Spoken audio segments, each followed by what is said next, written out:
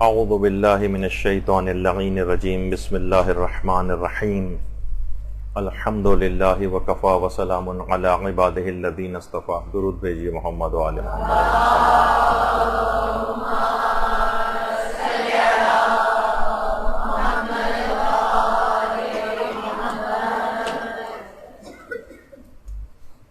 سب سے پہلے تو آپ سب افراد کو دو مبارکبادیں. ایک تو ولادت با سعادت ختمی مرتبت صلی اللہ علیہ وآلہ وسلم. وہاں نیچے سے تیز کریں.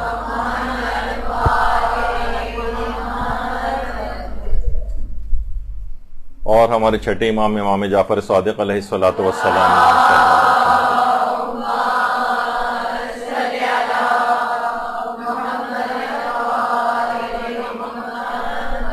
اور یہ دونوں ہی شخصیات علم سے تعلق رکھتی ہیں. ایک شہر علم ہے اور دوسرا فقہ جعفری کے اعتبار سے ہمارے چھٹے امام سے منسوب. پوری فقہ ہماری چھٹے امام سے منسوب ہے اور ان کی دونوں کی ولادت کچھ دن پہلے گزری. تو ایک تو اس کی مبارکباد. اور دوسری ایک چیز یہ ہے کہ اللہ نے آپ کو آج اپنا دوست قرار دے دیا ہے. ایک حدیث کے مطابق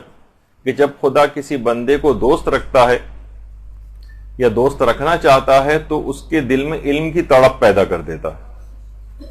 کیونکہ ماشاءاللہ اسی علم کی تڑپ کے تحت آپ نے آج مدرسے میں داخلہ لیا ہے. کچھ پرانی طالبات اسی علم کی تڑپ کے تحت دوبارہ آئی ہیں. اچھا، اب علم اور جہالت کے اعتبار سے دو پلڑے ہیں. جتنا پلڑا علم بھاری ہوتا چلا جائے گا اتنا ہی جہالت کا پلڑا ہلکا ہوتا چلا جائے گا. اور دیکھا جائے تو کسی بھی شخص کے پاس دو آپشنز کے علاوہ کوئی تیسرا آپشن ہی نہیں. اور ماشاءاللہ سے آپ نے ایک آپشن اس کے اندر سے خود ہی سلیکٹ کر لیا ہے اور وہ آپشن ہے طالب علم ہونے کا آپشن، جو کہ بعد میں چل کر عالم یا عالمہ ہونے کا آپشن بنتا ہے. ہمارے پانچویں امام محمد باقر علیہ الصلوۃ والسلام فرماتے ہیں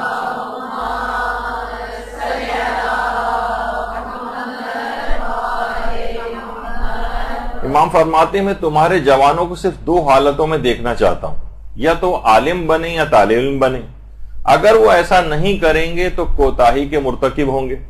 اور جو بھی کوتاہی کا مرتکب ہوگا وہ خود کو ضائع کر دیتا ہے، اور اگر خود کو ضائع کرے گا تو گناہگار ہو جائے گا، اور گناہگار ہوگا تو جہنم میں ٹھہرے گا.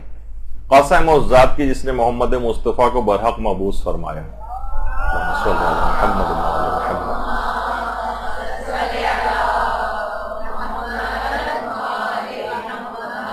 یعنی کوئی تیسرا آپشن ہی نہیں ہے آپ کے پاس، یا تو طالب علم بننا ہے عالم بننا ہے. اور پہلا مرحلہ کیونکہ طالب علم بننے کا ہی ہے، اور بہت سی روایتوں میں تیسری کوئی چیز ہے تو وہ خس و خاشاک، کوڑا و کرکٹ، وہ اس کو قرار دیا گیا ہے جس کی معاشرے کے اندر کوئی کبھی حیثیت نہیں ہوتی. یا تو طالب علم بنے اور اس کا اگلا مرحلہ عالم اور عالمہ بننے کا. اچھا، اب علم کی تو بہت ساری ظاہر اقسام ہیں. ان میں سے عقائد کا علم بھی ہے، اور فقہی مسائل کا علم بھی ہے، اور اخلاقیات کا علم بھی ہے، اور تفسیر کا علم بھی ہے، اور قرآن کا علم بھی ہے. وہ بھی انشاءاللہ آپ تمام کے تمام حاصل کریں گے. لیکن علل خصوص آپ کو پوری زندگی گزارنی حکم خدا کے سائے میں ہے. تو آپ کی شرعی ذمہ داریاں کیا ہیں، جس کو کہا جاتا ہے کہ علم فقہ. اچھا، ہمارے ساتویں امام موسی کاظم علیہ الصلوۃ والسلام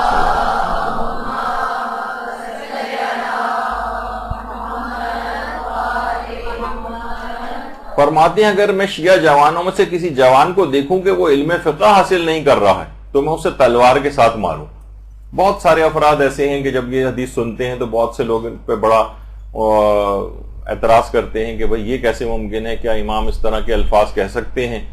کہ میں ان کو تلوار کے ساتھ ماروں یا تلوار سے قتل کروں ان کو. یعنی یہ اس معنوں میں مذمتی معنوں میں مذمت، یعنی امام فرماتے ہیں کہ اتنا قبیح ہے یہ والا کام کہ کوئی جوان ہو اور اس کو علم دین سے نہ آشنا ہو، اسے فقہ مسائل کا علم ہی نہ ہو، اسے پتہ ہی نہ ہو کہ زندگی کیسے میں حکم خدا کے سائے کے اندر گزاروں گا. تو بہت سے لوگ اس پہ اعتراض کرتے ہیں، کہتے ہیں کس کتاب کے اندر لکھا ہوا ہے، تو میزان الحکمہ کے اندر بھی والی حدیث ہے، اور جو ہے وہ بحار الانوار وغیرہ کے اندر بھی حدیث ہے، میزان الحکمہ کے اندر بھی اگر آپ دیکھیں تو میں اس حوالے سے کہ بہت سے لوگ ایک دم سے اعتراض کرتے ہیں کہ نہیں یہ تو ممکن نہیں ہے کہ امام ایسا کہہ سکے، تو اس کے اندر بھی آپ کو یہ چیز مل جاتی۔ اچھا، دینی تعلیم اور دنیاوی تعلیم کا بھی ایک مسئلہ ہے۔ بہت سے لوگ کہتے ہیں بھائی کون سی تعلیم زیادہ افضل ہے، ہم تو یونیورسٹی کالجز میں بھی جاتے ہیں، تو آیت اللہ ناصر مکارم شیرازی نے اس سلسلے میں فرمایا ہے، بلکہ ایک سوال ان سے پوچھا گیا کہ مدرسہ اور یونیورسٹی میں کس جگہ پڑھنا زیادہ واجب اور ضروری ہے؟ اس بات کے مد نظر کہ بہت سے باصلاحیت جوان جو دینی تعلیم کی طرف رغبت رکھتے ہیں، مدرسہ اور یونیورسٹی میں سے کس طرف جائیں وہ کنفیوژن کا شکار ہوتے ہیں۔ تو آیت اللہ ناصر مکارم شیرازی نے فرمایا موجودہ حالات میں دینی علوم کا حاصل کرنا مقدم ہے، دنیاوی علوم بھی بالکل حاصل کریں، لیکن موجودہ حالات میں دینی علوم کا حاصل کرنا مقدم ہے۔ البتہ ایک گروہ کا یونیورسٹیز وغیرہ میں پڑھنا بھی ضروری ہے تاکہ اسلامی معاشرے کے تمام شعبہ جات اچھی طرح سے چل سکیں، لیکن معاشرے کے اندر کیونکہ اتنی بڑی تعداد آلریڈی دنیاوی تعلیم حاصل کر رہی ہے کہ معاشرے میں کوئی تعطل واقع نہیں ہوگا، لیکن ہم دیکھ رہے ہیں کہ دینی تعلیم کے اعتبار سے معاشرہ بہت زیادہ پیچھے جا رہا ہے، بہت کم لوگ اس کی طرف رغبت کر رہے ہیں، تو اس وجہ سے ان کا یہ فتویٰ آیا کہ اس موجودہ حالات میں زیادہ اہمیت اس بات کی۔ تو اگر کوئی شخص دنیاوی تعلیم کے لیے مختلف یونیورسٹیز اور کالجز میں جاتا بھی ہے تب بھی اس کے لیے الگ سے دینی تعلیم کو حاصل کرنا مقدم ہے، مقدم۔ اچھا، اب علم حاصل کرنے کے لیے دیکھیے عام طور پر کیا ہوتا ہے کہ لائبریریز وغیرہ میں جایا جاتا ہے، کتاب خانوں کے اندر جایا جاتا ہے، لائبریریز ہیں، کتاب خانے ہیں۔ اچھا، خواتین کے لیے عام طور پر لائبریریز کے اندر جانے کے مواقع ہمارے ملک کے اندر کم ہیں، ایران کے اندر ہیں، کچھ اور ملکوں کے اندر ہیں، لیکن عام طور پر خواتین ہمارے ہاں یہ آپشنز ان کے پاس نہیں ہے لائبریری، تو ان کو گھر میں ہی علم حاصل کرنا ہے۔ اچھا، اب دیکھیے جو شیطان ہے نا اس نے گھروں کو نشانہ بنانا شروع کیا۔ اچھا، ماں کی گود سب سے پہلا مدرسہ ہے، اس کو خراب کرنے کے لیے کیا اس نے کام کیا کہ ماؤں کو بے تربیت، یعنی مائیں عام طور پر کہاں ان کی تربیت ہوئی کہ ان کو کیسے تربیت کرنی ہے، تربیت کے اسلامی اصول کیا ہیں، کس طریقے سے ان کو بچوں کو تربیت کرتے ہوئے۔ اچھا، بچوں کی تربیت میں بھی جسمانی تربیت ہے اور دینی تربیت ہے اور ان کی نفسیاتی تربیت ہے اور ان کی مذہبی تربیت ہے اور ان کی علمی تربیت ہے، کتنی ساری تربیت کی اقسام، تو ماؤں کو اس سے جاہل کر دیا۔ تو شیطان نے پہلا کام یہ کیا کہ پہلا جو مدرسہ تھا ماں کی گود اس کو خراب کر دیا، علم دین سے بے بہرہ مائیں ہیں۔ اچھا، دوسری جو جگہ تھی علم دین کی جہاں پر اس کو علم حاصل ہوتا وہ تھا گھر، وہاں پر اس شیطان نے ایسے اقدامات کیے کہ فرشتے وہاں سے چلے جاتے ہیں اور شیاطین گھروں کے اندر ڈیرے ڈال لیتے ہیں۔ آقا محسن قرتی بڑی اچھی بات کہتے ہیں، ایران کے کتنے مشہور علماء میں سے گزرے ہیں اور تقریباً 15,000 سے زائد گھنٹے ایران ٹی وی کے اوپر خطاب بھی کر چکے ہیں۔ تو وہ فرماتے تھے کہ عورتوں میں فعالیت اتنی زیادہ ہوتی، عورتیں اتنی زیادہ فعال ہیں، وہ ازرائے مذاق کی بات اکثر اپنی تقریروں میں کہتے ہیں کہ عورتوں کو دین دے دو ورنہ یہ خود بنا لیں گی، یعنی کہ اتنی فعالیت ہے ان کے اندر اور استعداد ہے۔ تو گھروں میں لڑائی جھگڑے اس نے شیطان نے کروانے شروع کر دیے، ساس بہو کے جھگڑے ہیں، ماں بیٹی کے جھگڑے ہیں، بہن بھائی کے جھگڑے ہیں، بہت سارے جھگڑے اس طرح سے، اور شوہر و بیوی کے جھگڑے۔ تو ان جھگڑوں سے کیا ہوتا ہے کہ نور علم بجھ جاتا ہے،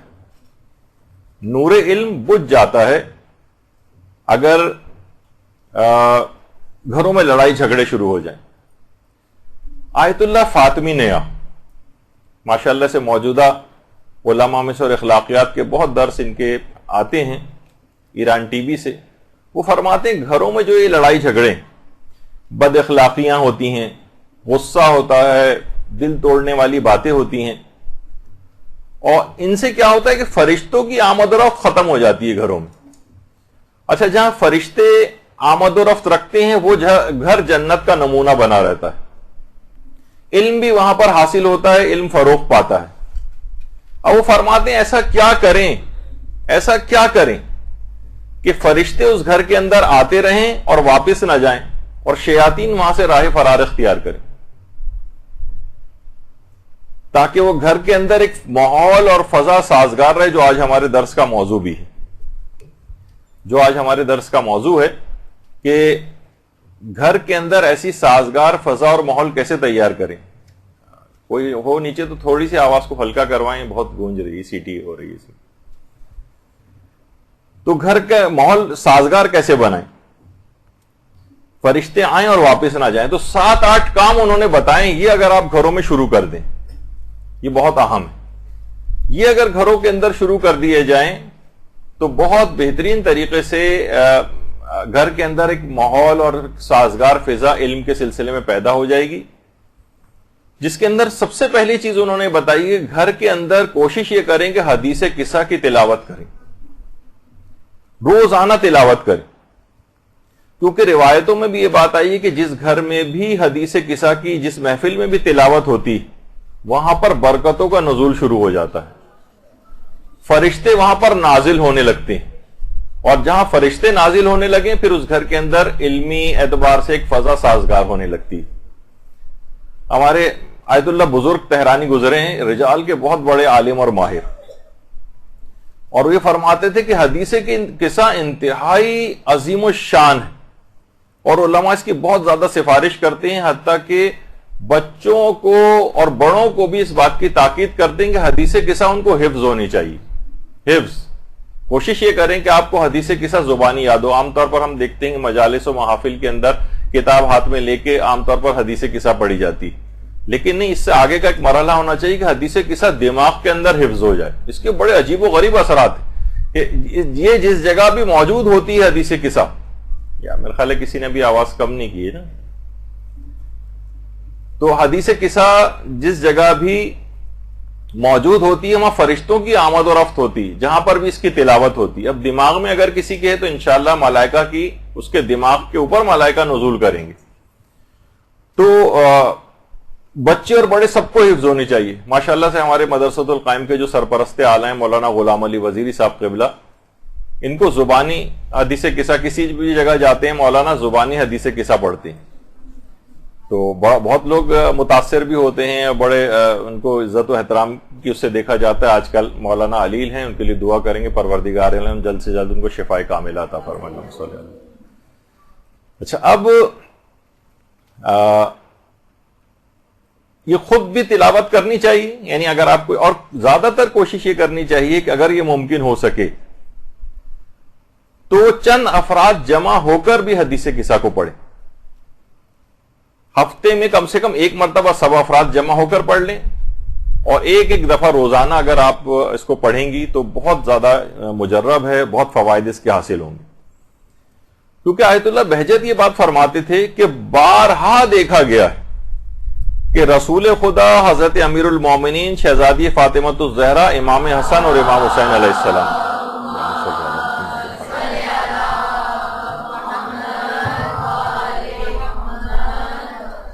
فرماتے ہیں بارہا یہ دیکھا گیا ہے کہ یہ افراد معصومین علیہم السلام یہ مجالس قصہ میں اور مجالس توسل میں حاضر ہوتے ہیں۔ سوچیں جس گھر کے اندر تلاوت ہو رہی ہے حدیث قصہ کی اور وہاں یہ معصومین ہستیاں تشریف لائیں، تو وہ جگہ مسلسل ملائکہ کی آمد و رفت اس جگہ پہ ہوگی، اور ان جیسی عظیم شخصیات وہاں پر آئیں گی۔ یہ خود آیت اللہ بہجت در محضر آیت اللہ بہجت جو کتاب ہے اس کے اندر آیت اللہ بہجت نے یہ والی بات کہی، تو کتنی بابرکت وہ جگہ ہو جائے گی۔ اور اسی طرح سے جو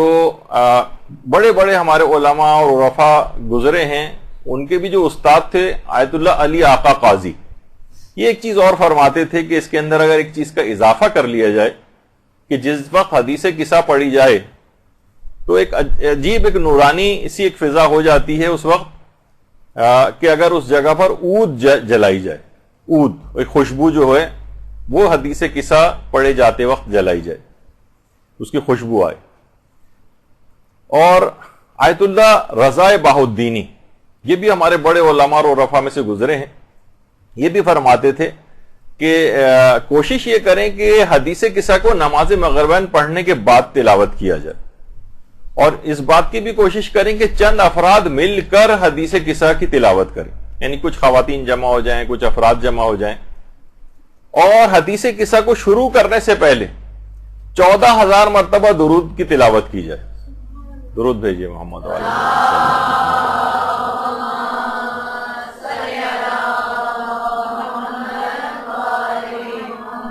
اور اس کے بعد وہ فرماتے تھے اس کی اثر پذیری اور بڑھ جائے گی اگر اس کے بعد حاضرین محفل کو کھانا اور طعام بھی کھلایا جائے. یعنی کچھ آداب ہوتے ہیں کسی بھی چیز کے، کچھ اثر پذیری کی چیزیں ہوتی ہیں ایسی کہ جو اس کے ساتھ ایڈ ہونی چاہیے. تو جہاں بھی ایسی محفلیں ہوتی ہیں، روایات میں ہے کہ فرشتے آسمانوں سے اس محفل کے اندر شرکت کرنے کے لیے تشریف لاتے ہیں. تو جب یہ فرشتے آسمانوں میں واپس جاتے ہیں تو آسمانوں پر پہلے سے موجود فرشتے کہتے ہیں کہ تم کون سی جگہ سے ہو کر آئے ہو کہ ایسی فرحت انگیز خوشبو تمہارے پاس سے آ رہی ہے جو اس سے پہلے کبھی ہم نے نہیں سونگی. تم ہمیں بھی اس جگہ پر لے چلو تاکہ ہم بھی اس خوشبو سے بہرہ مند ہو سکیں. تو آپ دیکھیے کہ واقعتاً ایک ایسی اس جگہ کے اوپر ایسی روحانیت اور معنویت پیدا ہو جائے گی کہ جہاں پر تو آیت اللہ فاطمی نے یہ فرماتے ہیں کہ حدیث قصہ کی تلاوت اگر گھروں میں کی جائے تو وہاں پر مسلسل ملائکہ کا نزول ہوگا اور شیاطین وہاں سے راہ فرار اختیار کریں گے. اب وہ گھر بہت ساری چیزیں ناچاقیوں اور جھگڑوں اور اس سے بھی محفوظ ہو جائے گا کیونکہ شیاطین فرار اختیار کر گئے. ملائکہ کی مسلسل آمد و رفت ہوگی بلکہ معصومین کی آمد و رفت بھی متوقع ہے. تو اس لحاظ سے گھر ایک عجیب ایک روحانیت اور معنویت کا ایک نمونہ بنے گا، اور خود بخود گھر کے اندر ایک ماحول اور فضا سازگار ہوگی علم دین کے لیے. ورنہ جس جگہ بھی لڑائی جھگڑے فساد دنگے تہمتیں غیبتیں اور یہ سب کچھ ہوتی ہیں وہاں سے علم کو بجھ جانا پڑتا ہے، علم دین کے اس چراغ کو اس نور کو وہاں سے رخصت ہونا پڑتا ہے.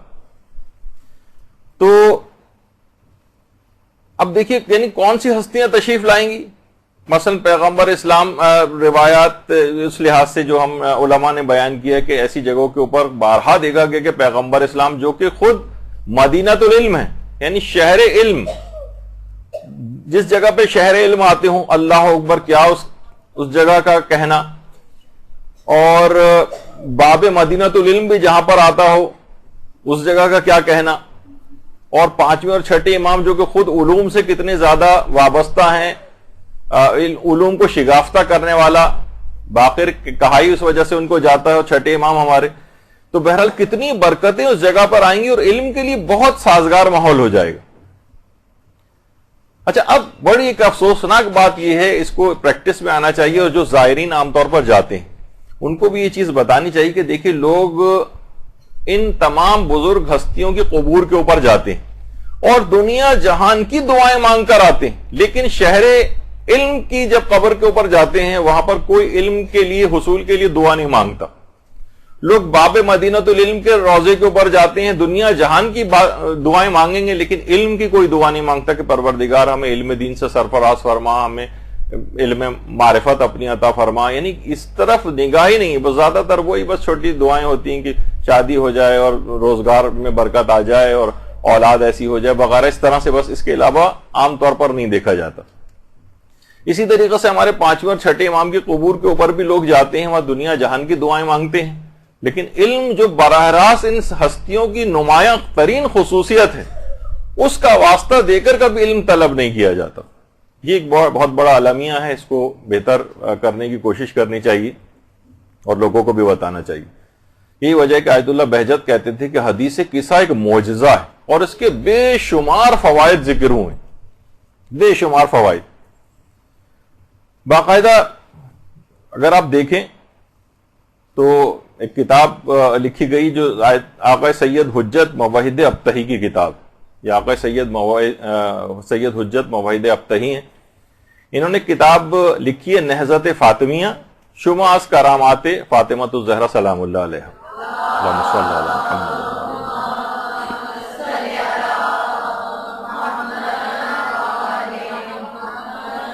اس کتاب کے اندر انہوں نے یہ واقعہ لکھا ہے، تاکہ میں اس وجہ سے آپ کو اس کا احساس دلانا چاہ رہا ہوں تاکہ حدیث قصہ کے سلسلے میں کوئی کمزوری اور نہ رہ جائے. وہ فرماتے ہیں کہ امریکہ میں واشنگٹن کا جو علاقہ ہے وہاں پہ حسینیہ رسول اعظم کے نام سے باقاعدہ ایک امام بارگاہ، ہر شب جمعہ وہاں مجلس بھی ہوتی ہے اور مجلس بھی ہوتی تھی اور انشاءاللہ ابھی بھی ہوتی ہوگی، اور حدیث قصہ وغیرہ وہاں تلاوت ہوتی. تو ایک ایرانی عالم دین کا واقعہ لکھا ہے کہ وہ روڈ کے کنارے کھڑے ہوئے تھے کہ اچانک سے ایک بے حجاب ایک عیسائی عورت کی گاڑی رکی اور اس نے کہا کہ کیا آپ ایرانی ہیں؟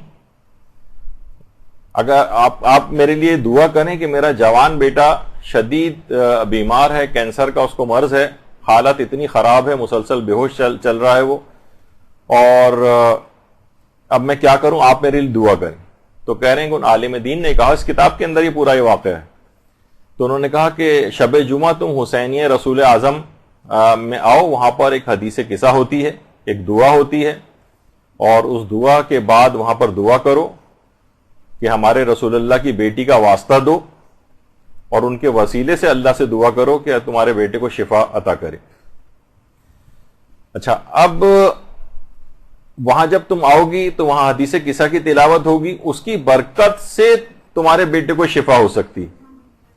شب جمعہ آئی اور وہ عورت بھی وہاں پر آئی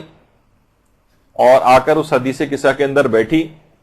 اور حدیث قصہ ختم ہوئی، وہاں اس نے دعا کی. اس کے بعد وہاں پر ایک تبرک تقسیم ہوا، تبرک میں کچھ مٹھائی کی طرح کی چیز تھی. اس عالم نے کہا کہ تم اپنے بیمار بیٹے کو اس جو حدیث قصہ کا جو یہ تبرک ملا ہے، کچھ اس بچے کو اپنے لے جا کر کھلا دو. اس نے کہا نہیں، وہ کچھ کھا ہی نہیں سکتا، وہ تو تقریباً بے ہوش پڑا ہوا ہے. انہوں نے کہا کوشش یہ کرو کہ اس کا منہ تھوڑا سا کھول کے چند ذرات ہی اس کے منہ میں ڈال دو. اچھا، 2 روز بعد وہ عالم فرماتے ہیں کہ وہ عورت، میں نے دیکھا کہ وہ عورت میری طرف چلی آ رہی اور روتی ہوئی آ رہی. وہ عالم وہ فرماتے ہیں کہ میں نے سوچا کہ شاید اس عورت کا بیٹا انتقال کر گیا ہے. میں تعزیتی الفاظ ابھی اپنے دماغ میں سوچ رہا تھا. اس نے آ کے کہا کہ محترم، میں نے اس تبرک کے چند ذرات اس کے منہ میں جیسے ہی ڈالے، اس جو بے ہوش پڑا ہوا تھا اس نے فوراً آنکھیں کھول دی.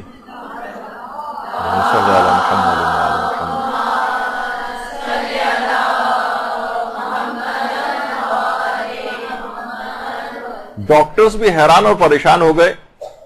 اور ان کی سمجھ میں نہیں آیا. باقاعدہ ڈاکٹرز کا بورڈ بیٹھا کہ یہ تو اس کی طرف سے بالکل مایوسی تھی، تو یہ ایک دم سے ہوش میں کیسے آ گیا. تو ڈاکٹرز نے بھی یہ بات کہی کہ ہمیں لگتا ہے یہ ہے کہ اس کو حضرت مسیح نے شفا عطا کی. اچھا، اب اس عورت نے کہا کہ نہیں، اس نے سارا واقعہ سنا ہے کہ میں حسینیہ رسول اعظم وہاں پر گئی تھی اور وہاں مسلمانوں کی بیٹی کے ذکر کے حوالے سے ایک دعا پڑھی گئی تھی، میں نے اس کے اندر شرکت کی تھی. وہاں دعا کے بعد کچھ تبرک وغیرہ کے طور پر کچھ چیز تقسیم ہوئی، میں نے اس کے کچھ ذرات اس کے منہ میں جیسے ہی ڈالے ویسے ہی اس نے اپنی آنکھیں کھول دی. اس کے بعد بیٹا اس کا مسلسل صحت یابی کی طرف گامزن ہوا، اور اس دوران پابندی کے ساتھ وہ عورت پورے حجاب کے ساتھ حسینیہ رسول اعظم آتی رہی، حدیث قصہ کے اندر شریک ہوتی رہی. وہ خود کہتی ہے کہ میں 20 سال پہلے اپنے شوہر کے ساتھ ایک مرتبہ ایران گئی تھی. اس وقت یہ بچہ میرے پیٹ میں تھا، اور اس کے بعد میرے شوہر کا انتقال ہو گیا تو امریکہ واپس آ گئی. اس دوران کسی بھی عالم کی تبلیغ کا مجھ پر اتنا اثر نہیں ہوا کہ میں مسلمان ہو جاتی، لیکن اس حدیث قصہ کی برکت سے اور اس تبرک کے ذریعے جو مجھے ہدایت ملی ہے، میں اپنے مسلمان ہونے کا اعلان کرتی ہوں.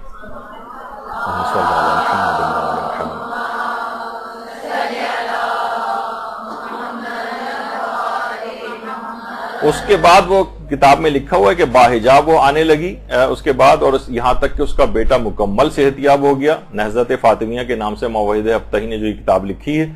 اس کے اندر پورا تفصیل کے ساتھ اس واقعے کو لکھا ہے. تو جسمانی بیماریوں کی شفا بھی اس کے اندر ہے، روحانی بیماریوں کی شفا بھی اس حدیث قصہ کے اندر ہے. علم کے لیے بہترین سازگار راہ اس گھر کے اندر تیار ہوتی ہے اور خوب علمی ترقی وہاں پر ہوتی ہے. تو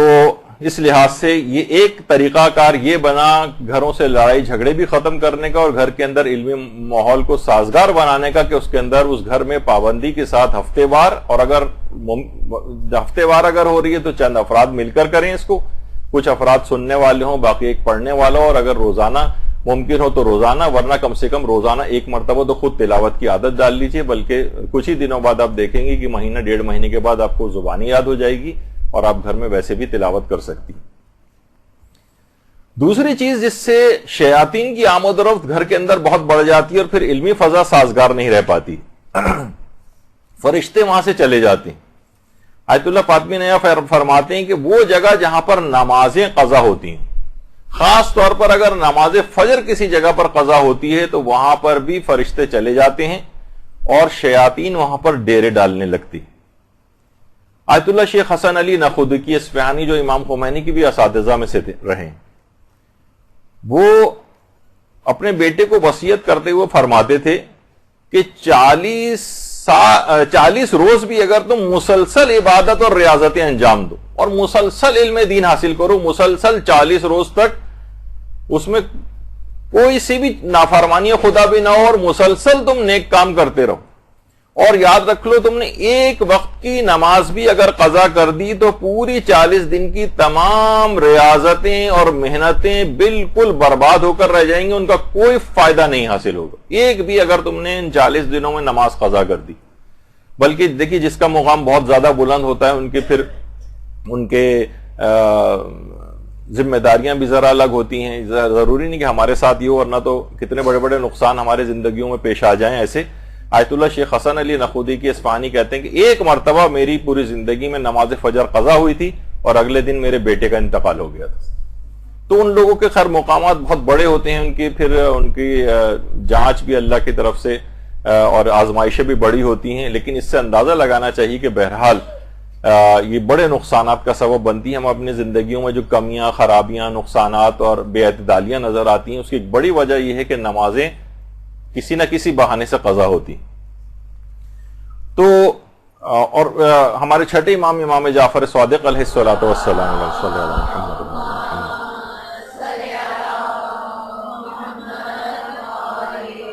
انہوں نے رزق کی پریشانیوں میں سے اور بے برکتیوں میں سے ایک بہت بڑی وجہ نمازوں کو قضا کرنا بھی ارشاد فرمائی، یعنی گھروں کے اندر جو رزق کے حوالے سے پریشانیاں ہیں اس کی ایک بڑی وجہ نمازوں کا قضا ہونا ہے۔ تو دیکھیے علم بھی بہرحال ایک روحانی رزق ہے، تو وہ بھی تنگ ہو جاتا ہے، یعنی رزق میں جب تنگی آتی ہے تو مالی رزق بھی تنگ ہوتا ہے جو دنیاوی اعتبار سے رزق ہے، اور دوسرا معنوی رزق جو کہ علم کہلاتا ہے یہ بھی تنگ ہو جاتا ہے، اور فرشتے اس جگہ سے چلے جاتے ہیں اور شیاطین وہاں پر آ کر ڈیرے ڈال لیتے ہیں۔ جبکہ ہمارے چھٹے امام جعفر صادق علیہ السلام یہ بھی فرماتے ہیں، اللہم صلی علی محمد،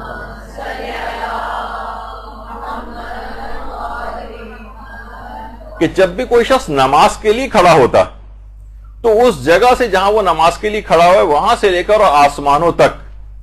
فرشتوں کی اتنی بڑی بڑی قطاریں آ جاتی ہیں وہاں پر کہ زمین سے آسمان تک فرشتے اس جگہ کا احاطہ کر لیتے ہیں۔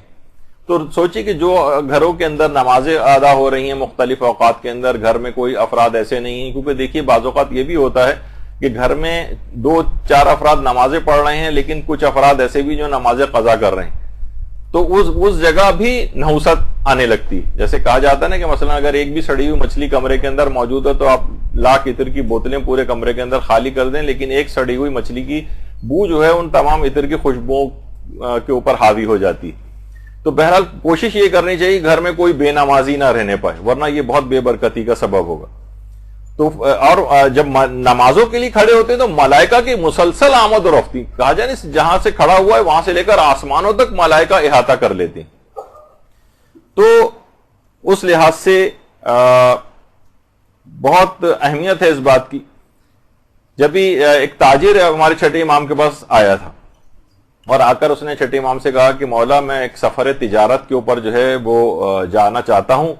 آپ میرے لیے استخارہ دیکھ دیں، استخارہ کر لیں میں کہ میرے لیے سفر مناسب رہے گا یا نہیں۔ امام نے استخارہ کیا اور کہا کہ استخارہ برا ہے، یعنی تمہارے لیے مناسب نہیں ہے سفر پہ جانا۔ اچھا کچھ ایسے حالات بنے کہ بہرحال وہ سفر پر اس استخارے کی مخالفت کر کے چلا گیا تو حیران یہ ہو گیا کہ اس سفر کے اندر مسلسل اس کو نفع حاصل ہوا۔ انتہائی تعجب میں پڑ گیا کہ امام نے استخارہ دیکھا ہے، امام نے منع کیا تھا کہ سفر مبارک نہیں ہے تمہارے لیے، اس میں تو مجھے مسلسل فائدہ ہی فائدہ ہو رہا ہے۔ اچھا جب اس سفر سے وہاں سے واپس آیا تو آ کر یہ امام کے پاس گیا، کہا یہ ابن رسول اللہ استخارہ آپ نے دیکھا تھا، میں سفر کے اوپر چلا گیا استخارہ برخلاف آیا تھا لیکن اس کے برخلاف بہت زیادہ مجھ کو فائدہ حاصل ہوا ہے. تو ایسا کیسے ہوا؟ خرابی آنی چاہیے تھی. امام اس کی بات سن کر مسکرائے اور کہا کہ تجھے یاد ہے کہ سفر میں ایک فلاں رات تو جب سویا تو اس دن کی نماز فجر تیری قضا ہو گئی تھی. اس نے کہا کہ مولا یہ تو ہوا تھا, نماز فجر تو میری قضا ہوئی تھی. امام نے فرمایا اگر تو پوری دنیا بھی دے دے تو اس قدر بڑے نقصان کے اندر تو چلا گیا کہ پوری دنیا دینے کے باوجود بھی اس خسارے کا مداوع نہیں ہو سکتا جو ایک نماز قضا ہونے کی وجہ سے تجھے ہوا ہے. تو جسے فائدہ سمجھ رہا ہے وہ نقصان ہے کہ اس سفر کے اندر تیری ایک نماز قضا ہو گئی تھی. اس مال دنیا وغیرہ کی کیا حیثیت ہے؟ تو استخارہ اس لحاظ سے بھی منایا تھا کہ تیری اس سفر میں جانے کی وجہ سے تیری نماز قضا ہوئی ہے. تو یہ اتنا بڑا نقصان ہے کہ پوری دنیا بھی اگر تو راہ خدا میں اس خسارے کے عوض میں دے دے تو اس کا جبران نہیں بن سکتی. تو اس سے آپ اندازہ لگائیں کہ اگر ہم دیکھیں ہماری روزانہ کی جو نماز قضا ہو جاتی ہے, خدا نخواستہ کسی کی ہے نماز فجر قضا ہو جاتی ہے, اکثر و بیشتر قضا ہو جاتی ہے, کبھی کبھار بھی قضا ہوتی ہے, تو ایسا نہیں ہونا چاہیے کیونکہ وہاں فرشتوں کی آمد و رفت رک جائے گی. آمد و رفت رکے گی تو پھر علم دین وہاں پر وہ فضا سازگار نہیں ہوگی, کیونکہ وہ ملائکہ کے نزول کا مسلسل وہاں پر ہونا وہ سازگار بناتا ہے علمی ماحول کو. جب یہ آیت اللہ فاطمی نے یہ فرماتے ہیں کہ اس گھر کے اندر نماز کوئی قضا نہیں ہونا چاہیے تاکہ مسلسل ملائکہ کا نزول ہوتا رہے اور وہاں سے شیاطین راہ فرار اختیار کریں. تیسری چیز وہ فرماتے ہیں کہ جس سے ملائکہ بہت زیادہ بڑی تعداد کے اندر نازل ہوں, وہ فرماتے ہیں نمازوں کو ان کے اول اوقات میں انجام دیا جائے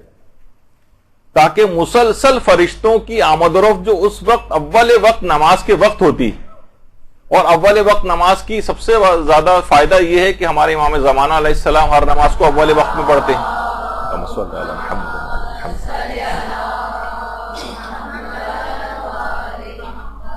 تو تمام وہ افراد جو اول وقت نماز پڑھتے ہیں ان کی نماز امام زمانہ کی نماز کے ساتھ اوپر آسمانوں کی طرف بلند ہوتی, یعنی بارگاہ خداوندی میں پہنچتی ہے. تو امام زمانہ کی اس نماز کی برکت سے ان تمام افراد کی نماز بھی قبول ہو جاتی ہے جو ان کے نماز کے ساتھ بارگاہ خداوندی میں پہنچتی ہے. تو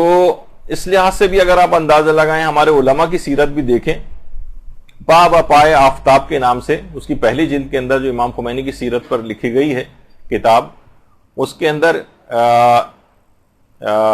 امام خمینی کی جو بہو تھیں خانم طباطبائی, وہ فرماتی ہیں کہ امام خمینی اکثر ہمارے چھٹے امام کی اس حدیث کے متعلق بات بیان کرتے تھے کہ جو شخص بھی نماز کو سبک سمجھتا ہے, حقیر سمجھتا ہے, اس کو ہماری شفاعت نہیں ملے گی. تو میں ان سے پوچھتی تھی کہ شاید امام معصوم کا مراد یہ ہو کہ سبک سمجھنے سے مراد نماز کے کہ کبھی پڑھ لی کبھی نہیں پڑھی, یعنی لوگوں کی اکثر نمازیں جو قضا ہو جاتی ہیں. تو امام خمینی ہم سے فرماتے تھے کہ نہیں ایسا نہیں ہے, اگر ایسا ہوتا تو یہ تو فعل حرام ہے, یہ تو گناہ ہے, تو خلاف شریعت اسلام ہے اگر نمازیں کوئی قضا کر رہا ہے. یہاں امام کا مقصد اور منظور نظر یہ والی بات ہے کہ نمازوں کو اول اوقات میں انسان ادا نہ کرے اور دوسرے کاموں کو ترجیح دے نماز پڑھنے سے پہلے. ابھی یہ کام کر لوں, ابھی یہ کام کر لوں, اور نمازوں کو تاخیر میں ڈالے. امام نے فرمایا اس کو ہماری شفاعت نہیں ملے گی کہ جو کہ نمازوں کو سبک سمجھتا ہے. تو امام خمینی فرماتے ہیں سبک سمجھنے سے مراد نمازیں قضا کرنا نہیں ہے, یہ تو بہت ہی بڑا گناہ ہے, تو خلاف اسلام بات ہو جائے گی. یہاں مراد یہ ہے کہ نمازوں کو اول اوقات میں ادا نہ کرے اور دیگر کاموں کو مقدم کرے کہ پہلے یہ کر لوں وہ کر لوں پھر نماز پڑھوں گا. تو انسان اس وجہ سے انہوں نے بات بیان فرمائی کہ دوسرے کاموں پر فوقیت نہیں دینی چاہیے اور اول اوقات میں نمازوں کو ادا کرنا چاہیے. یہی وجہ ہے کہ امام خمینی کے جو شاگرد تھے اس میں آغا خلخالی وہ فرماتے ہیں کہ امام خمینی اول وقت میں نماز پڑھنے کے بہت ہی زیادہ حساس تھے اس معاملے میں. اگر کوئی طالب علم کے درس میں شرکت کرتا تھا اور نماز کو دیر سے پڑھتا تھا تو بہت ناراض ہوتے تھے, اور نماز کے بارے میں ان کی اتنی شدید توجہ کے نتیجے میں بھی کوشش کرتا تھا کہ نمازوں کو اول وقت میں انجام دوں اور پھر اس کے بعد ان کے درس میں شریک ہوں. تو علماء کی سیرت میں بھی اس لحاظ سے یہ بات ملتی ہے. تو ہر نماز کو اول اوقات میں انجام دیں, اور اس میں اتنی بڑی تعداد کے اندر فرشتے وہاں پر نازل ہوتے ہیں جس سے گھر کا ماحول ایک سازگار رہے گا اور نہ وہاں لڑائی جھگڑے ہوں گے اور نہ ہی وہاں پر ایسی فضا تیار ہوگی جس کے نتیجے میں آپ علم دین حاصل نہ کر سکیں۔ پھر فرماتے ہیں چوتھی چیز یہ ہے کہ اس گھر میں کوشش یہ کریں کہ نجاسات موجود نہ ہوں۔ عام طور پر، اب میں اس کی اتنی تفصیل میں تو نہیں جاؤں گا، لیکن عام طور پر جو بچوں چھوٹے بچوں والے جو گھر ہوتے ہیں اس میں کسی جگہ بستر ہیں وہ پیشابوں سے جو ہے وہ بھرے ہوئے ہیں، مثلا اسی کے اوپر چادریں تبدیل کر کے، بہرحال وہ اس کے اندر نجاستیں موجود تو رہتی ہیں، اور مثلا پاکی ناپاکی کا وہ اس طریقہ کار ان کو نہیں پتا ہوتا لوگوں کو کہ مثلا پیشاب اگر کسی بچے کا زمین پر پڑا ہوا ہے تو اس کو کیسے پاک کیا جاتا ہے۔ بہت ہوا تو وہ ماسی وغیرہ آتی ہے، وہ پوچا وغیرہ لگا کے بلکہ اس کو اور پھیلا دیتی ہے اس نجاست کو، کیونکہ خاص طریقہ کار ہوتا ہے اس کا کہ نجاست کو کیسے پاک کیا جائے، کر پانی سے کیسے پاک کرنے کا طریقہ ہے، قلیل پانی سے پاک کرنے کا کیسے طریقہ ہے، کارپیٹ اگر نجس ہو گیا تو اس کو پاک کرنے کا کیا طریقہ ہے، عام طور پر خواتین کو نہیں پتا ہوتا۔ تو عام طور پر گھر عموماً نجاستوں سے بھرے ہوتے ہیں۔ ہماری ایک دفعہ ایک موضوع پہ گفتگو ہوئی تھی خوابوں کی حقیقت پہ، ان کی تعبیر کیا ہوتی، تو علماء یہ فرماتے کہ عام طور پر وہ گھر جہاں پر نجاستیں ہوتی ہیں وہاں پر خواب پریشان لوگوں کو آتے ہیں، یعنی ایسے خواب آتے ہیں کہ جن کی کوئی حقیقت نہیں ہوتی، جو بالکل کوئی تعبیر نہیں ہوتی، عجیب بے ڈھنگے قسم کے خواب ہم دیکھتے ہیں۔ علماء کے خواب، امام کو خواب میں دیکھ رہے ہیں، معصومین کو خواب میں دیکھ رہے ہیں، ان سے سوال و جواب کر رہے ہیں، ان سے بات چیت کر رہے ہیں، کتنے خواب رویا صادقہ جن کو کہا جاتا ہے۔ لیکن ہم دیکھتے ہیں کہ ہمیں جو خواب آتے ہیں عجیب بے ڈھنگے اوٹ پٹانگ ٹائپ کے خواب ہوتے ہیں، وہ اسی وجہ سے ہوتے ہیں کہ وہ ان کی کوئی گھروں کے اندر اس طرح کی نجاستیں بہت ہیں، اپنی جو کمیاں ہیں ذاتی نجاستیں، گناہوں کی نجاستیں، اس کے علاوہ یہ طبعی طور پر جو نجاستیں ہیں، فزیکل نجاستیں، وہ بھی بہت ہیں۔ تو اس کو کوشش کرنی چاہیے کہ گھر میں اس طرح کی نجاستیں موجود نہ ہوں، ورنہ پھر کیا ہوگا، نجاستیں ہوتی ہیں تو فرشتے وہاں سے چلے جاتے ہیں اور شیاطین بسیرا کرتے ہیں، اور پھر وہی والا مسئلہ ہوتا ہے کہ گھر میں وہ فضا سازگار نہیں ہو پاتی۔ تو فرشتوں کو اگر گھروں کے اندر بلانا ہے، کیونکہ فرشتے کراہیت اختیار کرتے ہیں، فرشتے کراہیت کرتے ہیں کہ جس جگہ پر نجاستیں موجود ہوتی، تو کوشش یہ کرنی چاہیے کہ گھروں کو ان نجاستوں سے پاک کیا جائے۔ پھر فرماتے ہیں پانچویں چیز یہ کہ فرماتے ہیں جس گھر میں بھی چیخو پکار بہت ہوتی اور بلند آواز سے بات چیت ہوتی، وہاں سے بھی فرشتے چلے جاتے ہیں اور شیاطین وہاں پر آ کر بسیرا کرنے لگتے ہیں۔ دیکھیے، آواز کو بلند کرنا اور چیخنا، یہ ایک لحاظ سے نظر یہ آ رہا ہے کہ قومی مزاج بن گیا ہے۔ آپ دیکھتے ہیں ٹی وی ٹاک شوز،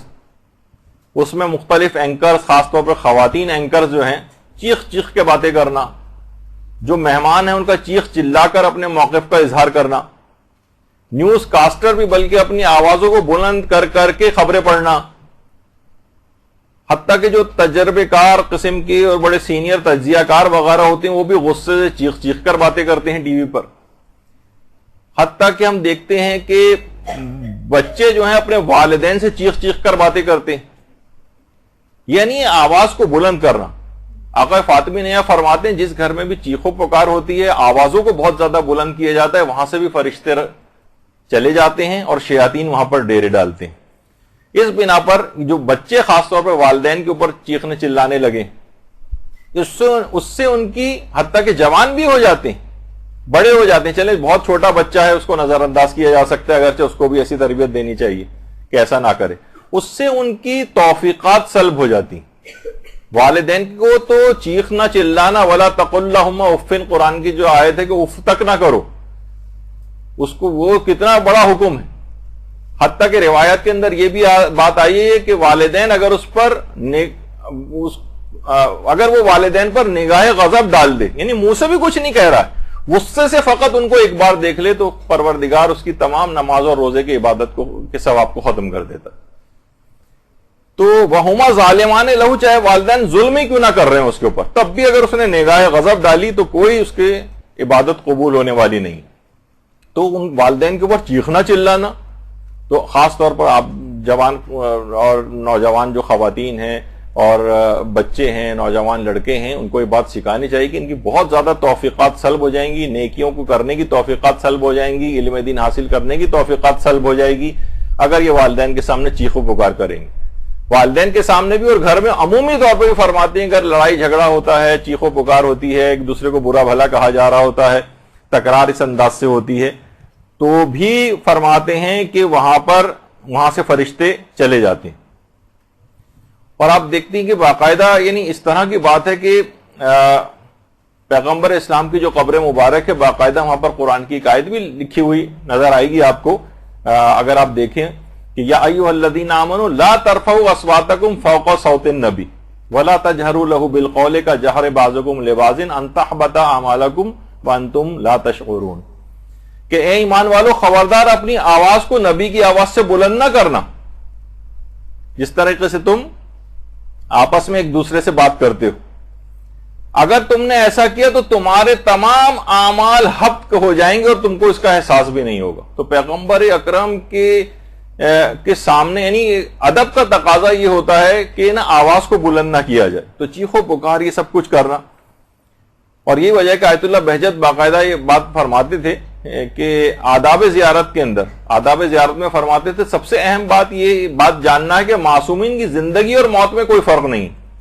تو اس کی بہت ساری وجوہات علماء نے بیان کی ہیں. یہ نہیں کہ آپ کہیں بھائی امام تو دنیا سے پردہ فرما گئے ہیں, اب ان کی قبر کے پاس اگر کوئی شور وور بھی اگر مچائے تو یہ تو زندگی کا حکم ہے, مرنے کا موت اور زندگی کا اس لحاظ سے کوئی فرق نہیں. وہی احترام, وہی تمام چیزیں, وہی ادب کا خیال رکھنا ان کی قبر مبارک کے پاس جا کر بھی یہ تمہارے ادب کا اور معرفت کا تقاضا ہوگا کہ تم اس بات میں فرق نہ کرو کہ معصومین جو ہیں وہ دنیا سے چلے گئے.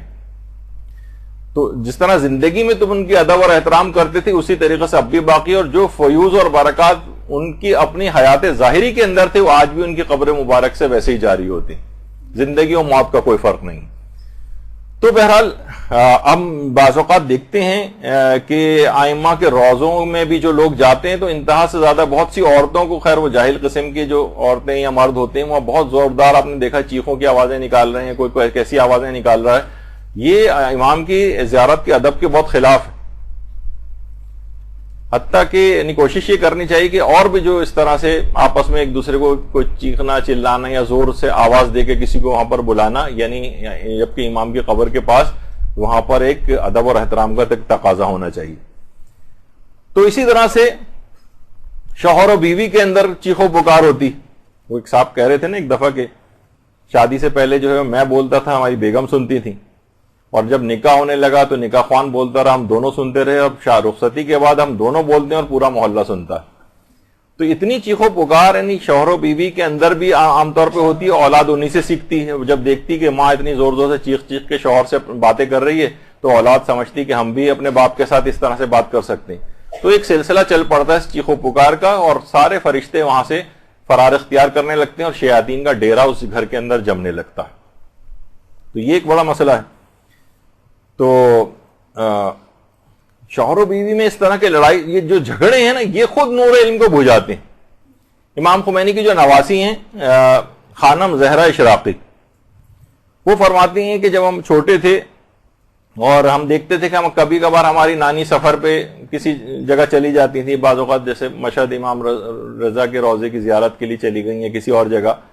تو ہم دیکھتے تھے کہ ہمارے نانا یعنی امام خمینی بہت اداس ہو جاتے تھے, اداس اور رنجیدہ. تو ہم اکثر ان سے مذاق کرتے تھے کہ نانی گئی ہوئی ہیں, جب نانی موجود ہوتی ہیں تو آپ ہنستے ہیں, اور جب نانی نہیں ہوتی ہیں تو آپ اداس ہو جاتے ہیں. آپ ہماری نانی کتنی خوش قسمت ہیں کہ آپ ان کو اس قدر چاہتے ہیں. تو امام خمینی فرماتے تھے کہ نہیں, میں کتنا خوش قسمت ہوں کہ اس جیسی بیوی مجھ کو ملی. یعنی آپس میں اتنی زیادہ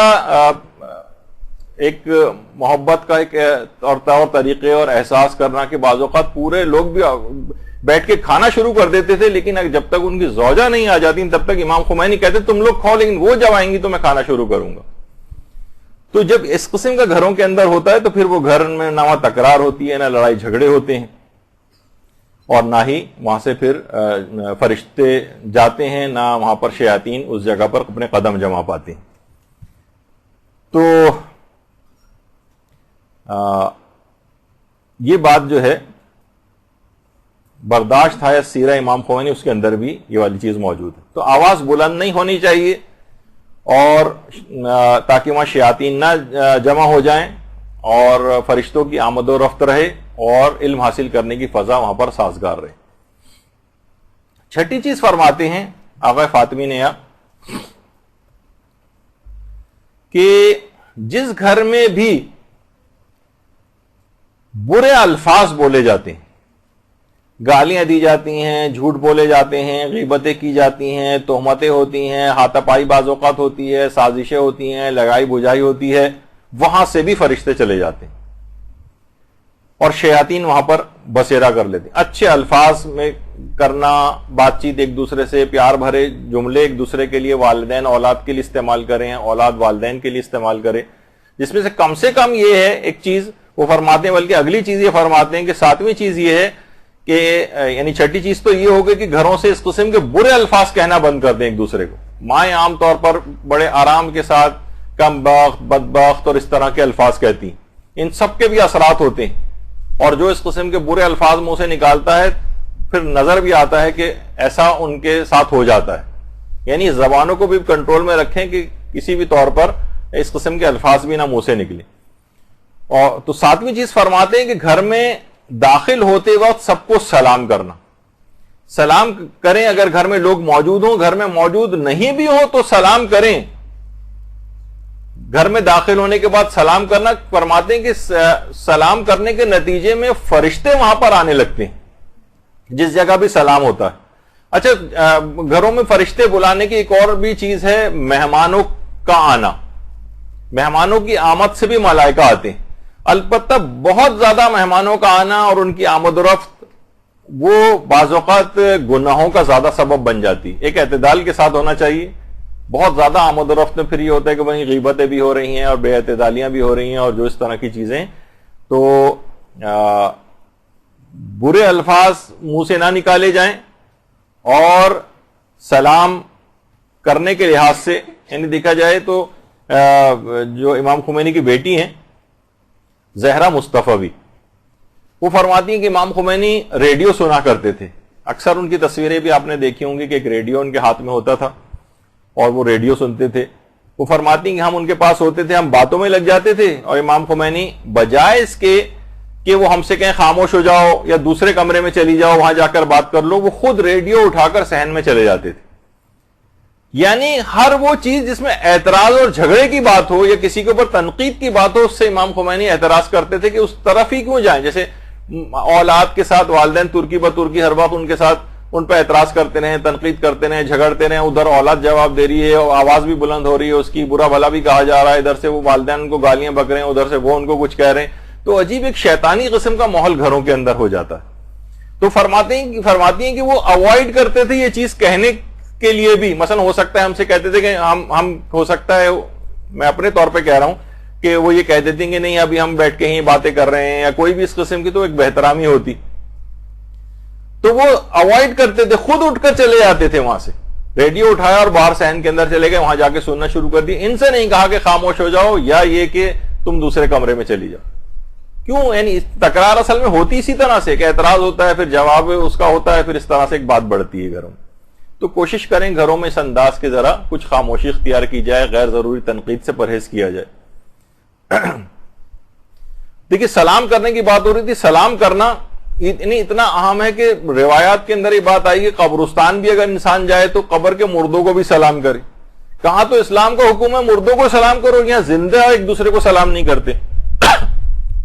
ہمیشہ یہ توقع کرتے ہیں کہ وہ ہمیں سلام کرے گا تو ہم اس کو سلام، اس نے کیوں نہیں سلام کیا؟ بھائی آپ کو مردوں تک کو جو جواب ہے سلام نہیں دے سکتے، بظاہر ان تک کو سلام کرنے کا حکم ہے قبرستان میں جا کر جائے گا کہ آپ زندوں کو بھی سلام نہ کریں۔ 8ویں چیز فرماتے ہیں کہ جس سے بچانا ہے اپنے آپ کو تاکہ ملائکہ وہاں پر آئیں اور شیاطین وہاں سے راہ فرار اختیار کریں، اور اس کے برخلاف کیا تو شیاطین وہاں ڈیرے ڈالیں گے اور ملائکہ راہ فرار اختیار کریں گے۔ وہ فرماتے ہیں کہ آنکھ، کان، پیٹ کو حرام سے بچائیں۔ ٹی وی پر کتنے ایسے مناظر ہیں جو روزانہ دیکھے جاتے ہیں، حرام مناظر، یہ ایک ایسی ظلمت و تاریکی دل کے اوپر پیدا کرتے ہیں۔ آپ دیکھ رہے ہیں کہ کتنے چابک دستی کے ساتھ مثلا موبائل فونوں کے اشتہارات پورے ناچ گانوں کے اوپر، ڈانس کے اوپر مشتمل ہوتے ہیں اور بار بار آپ کو دکھائے جاتے ہیں، یہاں تک کہ آپ یعنی آپ کو وہ اس کو کہا جاتا ہے کہ امیونٹی ختم کر دینا، یعنی ایک آدمی ہوتا ہے نا کہ بعض اوقات ایک چھوٹی چھوٹی ڈوز کے اندر اگر جسم کے اندر کوئی چیز جاتی رہے، امیونٹی جیسے پیدا کی جاتی، تو لو ڈوز میں جراثیم جسم میں انجیکٹ کیے جاتے ہیں تاکہ قوت مدافعت، تو یہ امیون ہو جاتے ہیں برائی سے. یعنی اب ان کو برائی تھوڑے دن بعد برائی نہیں لگتی. اتنی دفعہ آپ کو وہ ناچ گانا دکھا دیا گیا کہ اب اس کی برائی ختم ہو، کہ ہر وقت ٹی وی کے اوپر چلتا رہے گا، سب لوگ بیٹھے ہوئے اس کو دیکھتے رہیں گے، کوئی برا ماننے والا نہیں ہوگا. اور سب سے پہلی وہ چیز جس کے بعد انسان برائی سے بچتا ہے وہ اس چیز کا برا جاننا ہے. یعنی اگر آپ کسی چیز کو برا سمجھیں گے نہیں تو اس سے بچنے کی کوشش کیسے کریں گے؟ وہ اس چیز کو ختم کر دینا چاہتے ہیں. تو فرماتے ہیں اپنی آنکھ کو حرام سے بچانا، اپنے کانوں کو حرام سے بچانا، اپنے پیٹ کو حرام سے بچانا، اور خاص طور پر یہ جو آنکھوں کے اس انداز سے بے حجابانہ گناہ، فرماتے ہیں کہ اس کے بعد جب اگر انسان ان کا عادی ہو جائے، اس کے بعد نہ اس کا کسی عبادت کے اندر دل لگتا ہے، یعنی عبادات کا لطف غارت ہو جاتا ہے ان آنکھوں کے بے حجابانہ استعمال سے. نہ اس کے بعد اس کا علم دین میں دل لگتا ہے، بلکہ ان دونوں چیزوں سے اس کو وحشت ہوتی، اور اس کا دل لگتا انہی رغبت اسی گناہ کی طرف ہوتی. یعنی آپ 3 گھنٹے فلم دکھا لیں لیکن اس کو آپ 30 منٹ کیا کوئی درس نہیں سنوا سکتے. یہ تلاوت قرآن 5 منٹ بعد سن کے اس کا دل اکتا جائے گا. یہ کوئی بھی واعظ و نصیحت کی بات اب یہ کان اس کا سننا برداشت نہیں کرے گا اگر یہ حرام موسیقیوں کے عادی بن گئے کان. تو آپ دیکھیں بھی کہ باقاعدہ وحشت ہونے لگی ہے لوگوں کو. اگر آپ آبزرو کریں کہ مثلا کچھ رشتہ دار خواتین بیٹھی ہوں، آپ وہاں بیٹھ کے کچھ دینی باتیں شروع کر دیں، حدیثیں بیان کرنے لگیں، قرآنی آیتیں پڑھنے لگیں، پہلے خواتین ادھر ادھر دیکھیں گی، اس کے بعد اٹھ کے چلیں گی یا بات کو بدل دیں گی. آپ کوشش کر کے دیکھیے گا کہ بہت نامانوس ہو گئی ہیں یہ باتیں لوگوں کے لیے، بہت نامانوس، بلکہ وحشت ہوتی ہے اگر کوئی یہ بات کرے تو کہتے ہیں بس بند کرو بھائی، یہ تم کیا ہر وقت مولویوں والی بات تم نے کرنی شروع کر دی. تو یہ وحشت، ان کو وحشت ہوتی ہے احادیث کو سننے سے، وحشت ہوتی ہے قرآنی آیات سننے سے، وحشت ہوتی ہے واعظ و نصیحت کی بات سننے سے. تو یہ سب چیزیں کیوں ہو رہی ہیں؟ کیونکہ یہ کان حرام کے عادی بن گئے ہیں، یہ آنکھیں حرام کی عادی ہو گئی ہیں، شکم حرام کے عادی ہو گئے. امام کیوں فرمایا تھا امام حسین علیہ السلام نے یزیدی فوج سے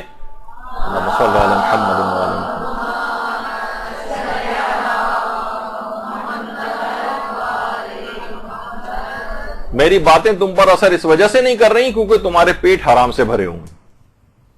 حرام غذا. اس سے اپنے آپ کو بچانا ہے. خمس کے حوالے سے لوگوں کی بے اعتدالیاں ہیں، غذا کے اندر حرام شامل ہو جاتا ہے، حرام اسکیموں میں پیسہ لگایا ہوا ہے، وہاں سے غذا کے اندر حرام آ رہا ہے، اور کاروبار وغیرہ یا ملازمت کے جو مسائل ہوتے ہیں لوگوں نے اس کو حاصل نہیں کیا ہوتا اور اس لحاظ سے ایک حرام غذا اندر جا رہی ہوتی.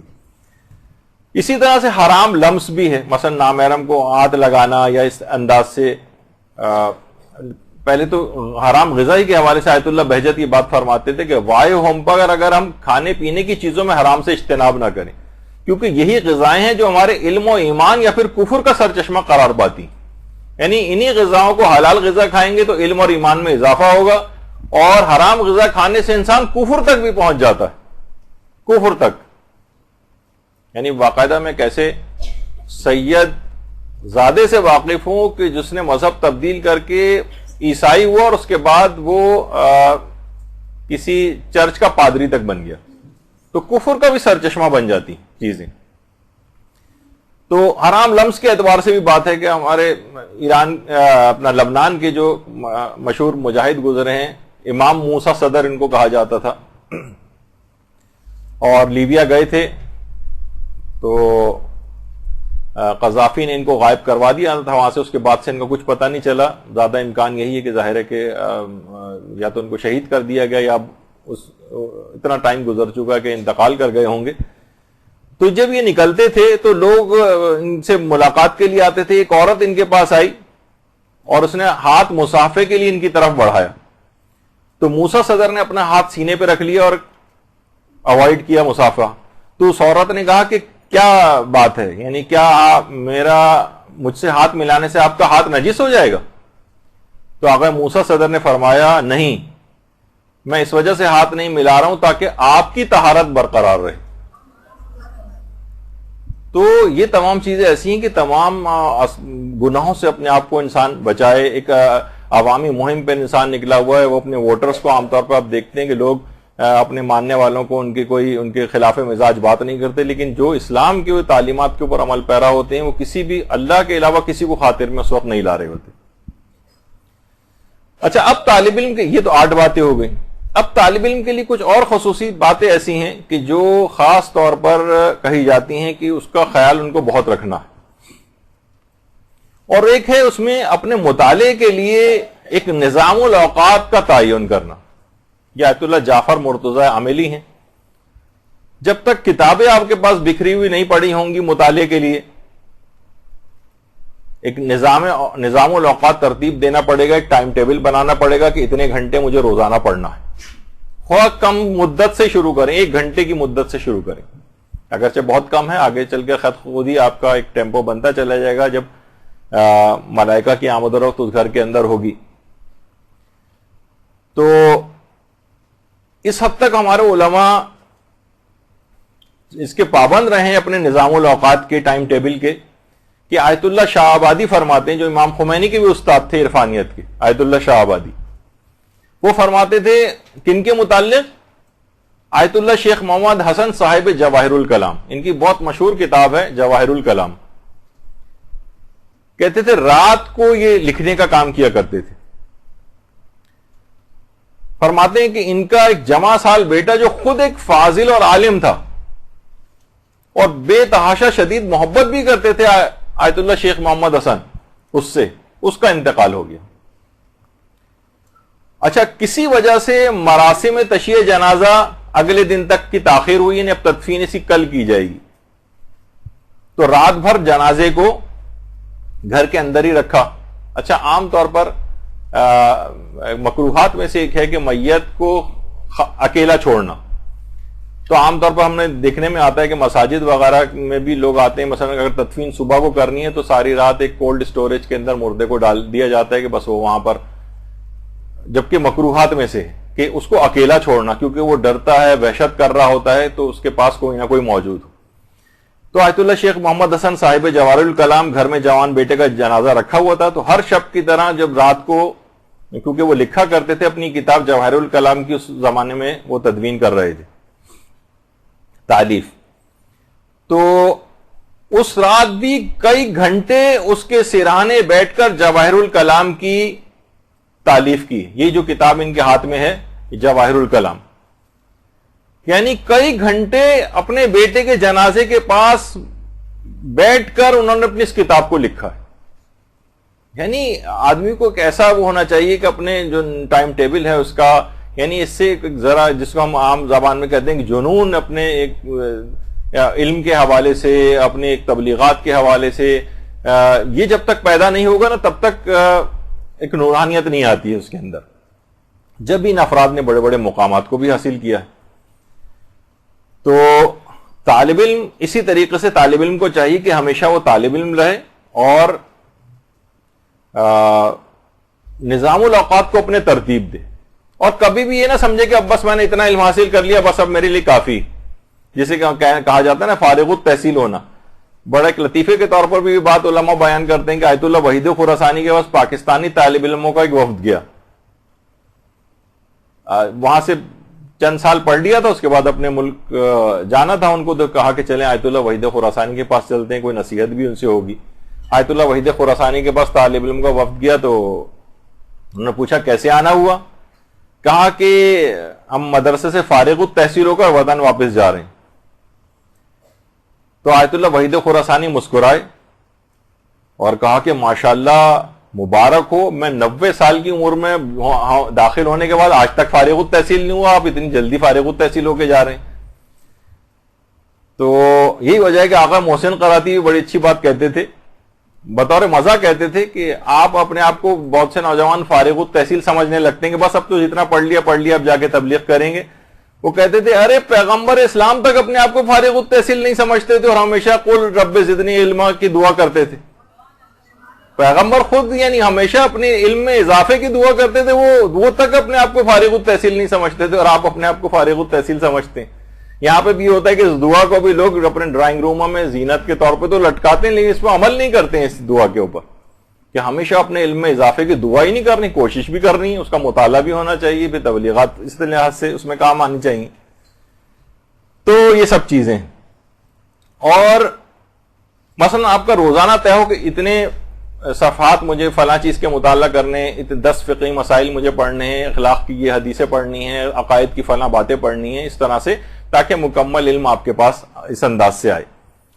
یہاں تک کہ امام خمینی کے متعلق کہا جاتا ہے کہ اس قدر پابند تھے، اپنے درس کے اندر بھی اوقات کے بہت پابند تھے. آپ لوگوں کو بھی اس لحاظ سے ایک درس کے اندر ایک نصیحت یہی ہے کہ کوشش کریں گے جس وقت یہاں کلاسز جو ٹائمنگز ہیں اس سے کچھ پہلے ہی یہاں پر پہنچ جائیں. یعنی یہ نہ ہو کہ بعد میں آ رہے ہیں تو پھر ٹیچر بھی پریشان ہو رہا ہے اور کلاس بھی ڈسٹرب ہو رہی ہے. تو ہمیشہ تو امام خمینی اس قدر پابند تھے اپنے درس کے بھی اعتبار سے کہ لوگ باقاعدہ اپنے گھڑیاں ملایا کرتے تھے ان کی آمد سے، اتنے پابند تھے. اور طالب علموں سے کہتے تھے دیکھو تم لوگ بھی درس کے اوقات کی پابندی کیا کرو، اگر فقط ثواب کمانا مقصد ہے تو جاؤ کسی مسجد میں چلے جاؤ، بہت سے ثواب کمانے کی جگہ اور ہے، لیکن درس پڑھنا ہے تو ٹائم کی پابندی کرو. تو اس قدر ٹائم کی پابندی کرتے تھے کہ خود جب امام خمینی کے بیٹے مصطفیٰ خمینی عراق میں شہید کر دیے گئے، مصطفیٰ خمینی کو عراق میں شہید کیا گیا تھا. مصطفیٰ خمینی خود بہت ہی بڑی علمی شخصیت تھی، اور کہا جاتا ہے کہ اتنی زبردست قسم کی تفسیر قرآن اس زمانے میں لکھ رہے تھے کہ جو ان کی شہادت کی وجہ سے نامکمل رہ گئی، کہ وہ ایک نابغہ، یعنی بہت ہی زبردست ایک تفسیر لوگوں کے سامنے آتی جو مصطفیٰ خمینی تحریر فرما رہے تھے. تو جب ان کی شہادت ہوئی تو مصطفیٰ خمینی کے برابر میں دائیں ہاتھ پہ ان کے بھائی احمد خمینی جو امام خمینی کے بیٹے تھے، احمد خمینی فرماتے کہ ہم نے دیکھا کہ اس دن بھی، جس دن میرے بھائی مصطفیٰ کی شہادت ہوئی ہے، اس دن بھی امام خمینی جتنا مطالعہ روز کرتے تھے اتنا ہی مطالعہ اس دن بھی روز کیا. حتیٰ کہ فرماتے ہیں کہ اس دن بھی لوگ سوچ رہے تھے کہ آج تو شاید نماز جماعت کے لیے تشریف نہیں لائیں گے، لیکن اس کے باوجود جیسے ہی ٹائم ہوا نماز جماعت کا، امام خمینی نماز جماعت پڑھانے کے لیے تشریف لائے. اور یہ بھی بات بیان فرماتے تھے کہ اتنا جس قدر مطالعے کے عادی تھے، جتنا مطالعہ اس دن کرنا چاہیے تھا ان کو، ہم نے ان کی کتاب کھول کر دیکھا تو 70 صفحات اس دن میں مطالعہ کیے ہوئے پڑے ہوئے تھے جس دن شہادت ہوئی ہے. 70 صفحات امام خمینی نے اس دن بھی مطالعہ کیے ہیں، اپنے بیٹے کی شہادت والے روز بھی. تو یہ بڑے افراد ہیں، ان کے بڑی بننے کی وجوہات بھی ہوتی ہیں، چیزیں بھی ہوتی ہیں. ہم لوگ سوچتے ہیں کہ بس یہ ایسے ہی بڑے بن گئے، ایسے نہیں بڑے بنتے، اس کے پیچھے ایک بہت کارنامے ان کے ہوتے ہیں، بہت سی باتوں کی پابندی ہوتی ہے جس کی پابندی سے یہ لوگ اس مقام تک پہنچتے ہیں. اس کے علاوہ علماء ایک چیز اور فرماتے ہیں جس سے ملائکہ کی بہت آمد و رفت ہوتی ہے، وہ ہے کہ گھروں میں تلاوت قرآن زیادہ سے زیادہ ہونی چاہیے. جس گھر میں بھی تلاوت قرآن زیادہ ہوگی وہاں پر ملائکہ ضرور تشریف لائیں گے. اور بلکہ علماء فرماتے ہیں خود مصحف کا گھر کے اندر رکھا ہوا ہونا بھی فرشتوں کو بلانے کے لیے کافی ہوتا ہے.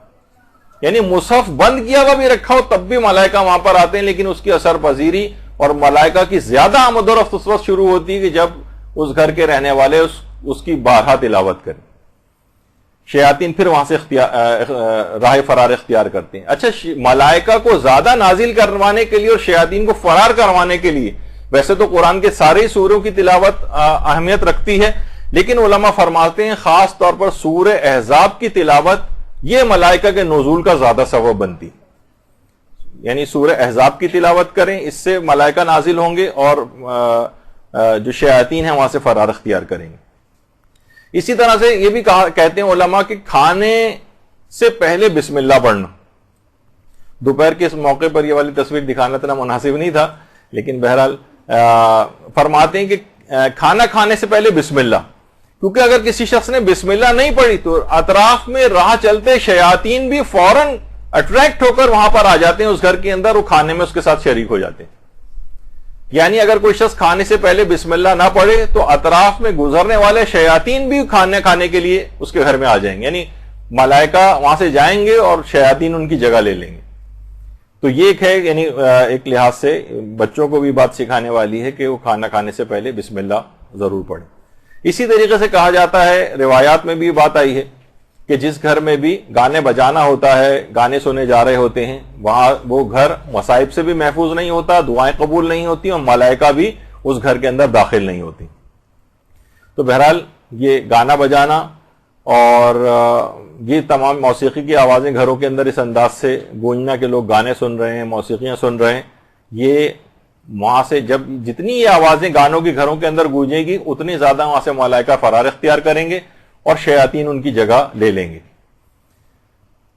اچھا، ایک چیز اور علماء فرماتے ہیں کہ طالب علموں کو یہ بات چاہیے کہ قرآن کی آیات اور برمحل احادیث مبارکہ ان کو یاد ہو۔ حضرت فاطمہ الزہرا سلام اللہ علیہا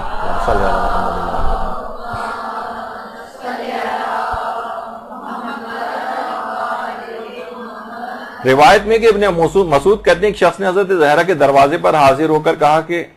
کیا آپ کے پاس رسول اللہ کی کوئی نشانی بطور یادگار موجود ہے جس کی میں زیارت کر کے ثواب حاصل کروں؟ شہزادی نے اپنی کنیز سے فرمایا وہ لکھی ہوئی تختی لے آؤ۔ کنیز نے تلاش کرنی شروع کی، اسے تختی کہیں دکھائی نہ دی جس پہ احادیث لکھی ہوئی تھی۔ بی بی نے فرمایا تجھ پر افسوس ہے، اسے تلاش کرو، وہ تختی میرے نظر میں حسن و حسین کے برابر ہے۔ یعنی وہ جس کے اوپر حدیث مبارکہ پیغمبر اکرم لکھی ہوئی ہے وہ امام حسن و حسین کے برابر قرار دے رہی۔ تو کتنی زیادہ ان چیزوں کی اہمیت ہے کہ آپ کو یہ احادیث مبارکہ زبانی یاد ہونی چاہیے، قرآنی آیات آپ کو زبانی یاد ہونی چاہیے تاکہ برمحل آپ کو وہ چیزیں یاد ہوں۔ یہی وجہ ہے کہ مدرسے کا جو ہمارا فیس بک پیج ہے اس کو آپ لوگ جوائن کریں، روزانہ کی بنیاد پر اس کے اندر منتخب احادیث مبارکہ جو ہے وہ ڈالی جاتی ہیں، ان کو یاد کریں آپ، کیونکہ اس سے فائدہ یہ ہوگا کہ جب آپ کو ضرورت ہوگی نا، کوئی موقع ایسا آئے گا، وہ حدیث مبارکہ کیونکہ آپ کے دماغ میں ہے وہ آپ کو ان برائیوں سے روک لے گی۔ کسی نیکی کے انجام دینے کا موقع ہوگا تو وہ دماغ میں پڑی ہوئی وہ حدیث مبارکہ آپ کو ابھارے گی کہ آپ وہ نیک کام کر لیں۔ اس وجہ سے ان کا دماغوں میں ہونا ضروری ہے، کتابوں کے قبرستان یا لائبریری کے قبرستان کے اندر نہیں کہ آپ نے کہا کہ یہ لائبریری ہے تو میری شیلف کے اندر لگی ہوئی ہیں اور آپ پڑھتی ہیں نہیں اس کو، تو یہ دماغ میں ہونی چاہیے۔ تو یہ سب چیزیں یاد ہوں گی تو حرام و حلال کی اس قدر اہمیت ہے کہ بہرحال روز قیامت جس کو 40 حدیثیں بھی یاد ہوں گی تو روایت میں خدا اسے فقیہ اور عالم کے طور پر مشہور کرے گا، اسے عذاب بھی نہیں دے گا۔ اور فقط 2 احادیث کے متعلق بھی یہ بات آتی ہے احادیث میں کہ 2 حدیثیں سیکھ کر بھی اپنی ذات کو کوئی فائدہ پہنچائے اور دوسرے لوگوں کو بھی اس سے فائدہ پہنچائے، جس سے لوگ فائدہ اٹھائیں، تو یہ عمل 60 سال کی عبادت کا ثواب اس کو دلواتا ہے۔ تو یہ سب چیزیں آپ کو یاد کرنی پڑیں گی، احادیث مبارکہ یاد ہوں، قرآنی آیات جو ہیں وہ یاد ہوں۔ اب اتنا وقت نہیں ہے ہمارے پاس، تیز رفتاری سے بس اس کو ختم کرتے ہیں۔ تو کتنے ہمارے دیکھیے یہ احادیث کی جو خدمت ہے، کتنے ائمہ کے اصحاب ایسے ہیں کہ کتنے بڑے بڑے مقامات انہوں نے حاصل کی، جیسے کہا جاتا ہے کہ حضرت زرارہ ابن عیون 6 امام کے اور 5ویں امام کے بھی اصحاب میں سے تھے۔ امام نے فرمایا تھا کہ 6 امام نے ان کے متعلق کہ اگر زرارہ نہ ہوتے تو میرے والد کی احادیث ختم ہو جاتی۔ اور اس قدر یعنی پورا خاندان آل آیون، یہ آل آیون پورا خاندان، اس نے دین کی اس قدر خدمات انجام دی ہیں۔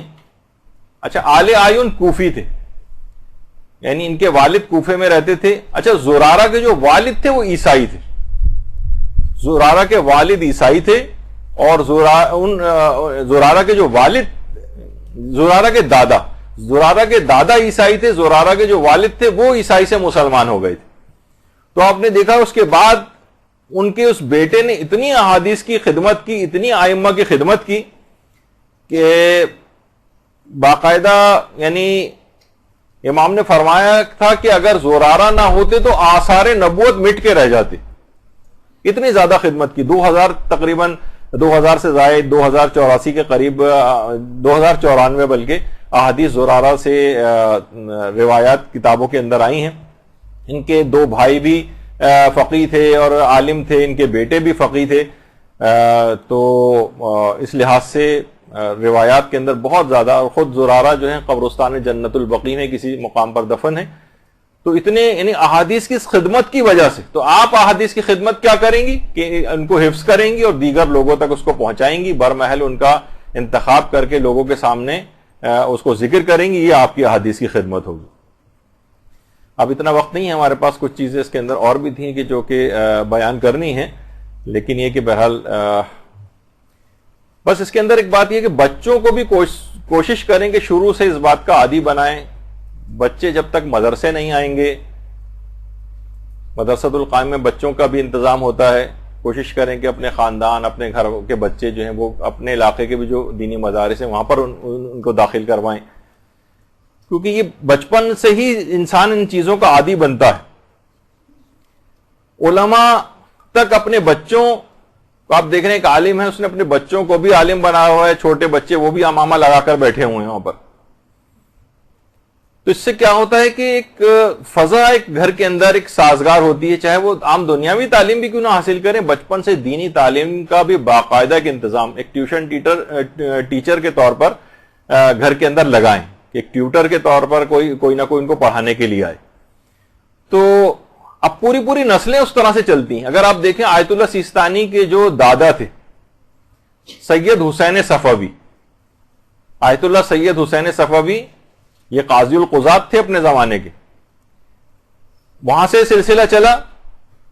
اس کے بعد امام خمینی کے جو والد تھے باقر سیستانی، جن کا امام زمانہ سے ملاقات کا واقعہ بھی بہت مشہور ہے، ایک عورت کے پردے کے حوالے سے جو بہت مشہور ہے، جو بھی پڑھنے کا ٹائم نہیں۔ یہ آیت اللہ سیستانی کے والد ہیں باقر سیستانی، انہی کے نام پر انہوں نے اپنے بیٹے کا بھی نام رکھا ہے۔ اور آیت اللہ سیستانی کے جو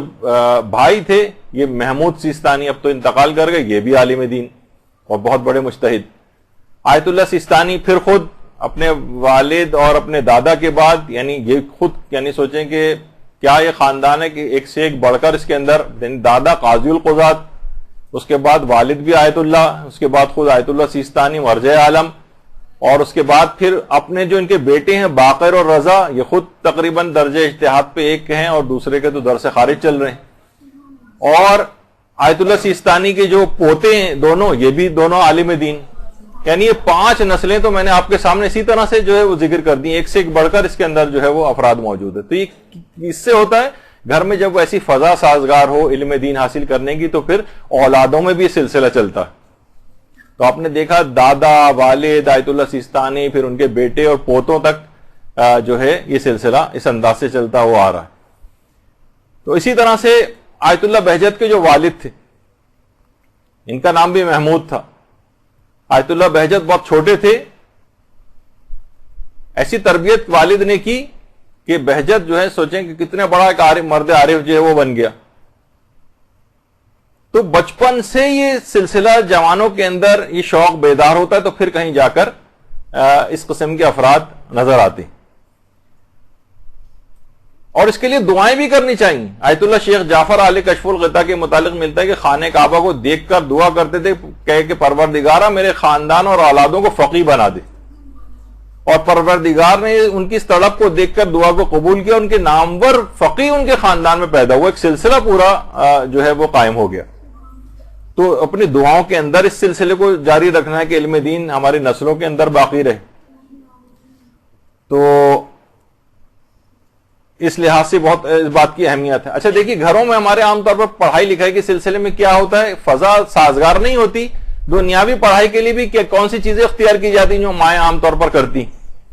کہا جاتا ہے کہ اولاد کی تربیت یا پڑھانے لکھانے کے لیے ماؤں کے جو خصوصی آلات ہوتے ہیں تربیت کے، وہ یہ ہیں جو آپ کے سامنے ہینگر اور پنکھے وغیرہ سے پٹائی وغیرہ کا۔ اس سے گھر کا اچھا ماحول تھوڑی بنے گا۔ اس مار پٹائی سے آج تک کوئی بچہ پڑھ کے نہیں دیا۔ ہاں البتہ بچپن سے شوق اگر بیدار ہو گیا تو ایسا شوق ہوتا ہے کہ پھر وہ جوتوں کے پاس بیٹھ کر بھی پھر علم حاصل کرتا ہے، اور پھر بڑھاپے تک یہ شوق چلتا ہے، یعنی کتابوں کے ساتھ وہ بڑا عالم بن جائے گا۔ کتابوں کے ساتھ آپ دیکھیں بانو امین اصفہانی جو خواتین میں ایک خاتون جو مجتہدہ بنی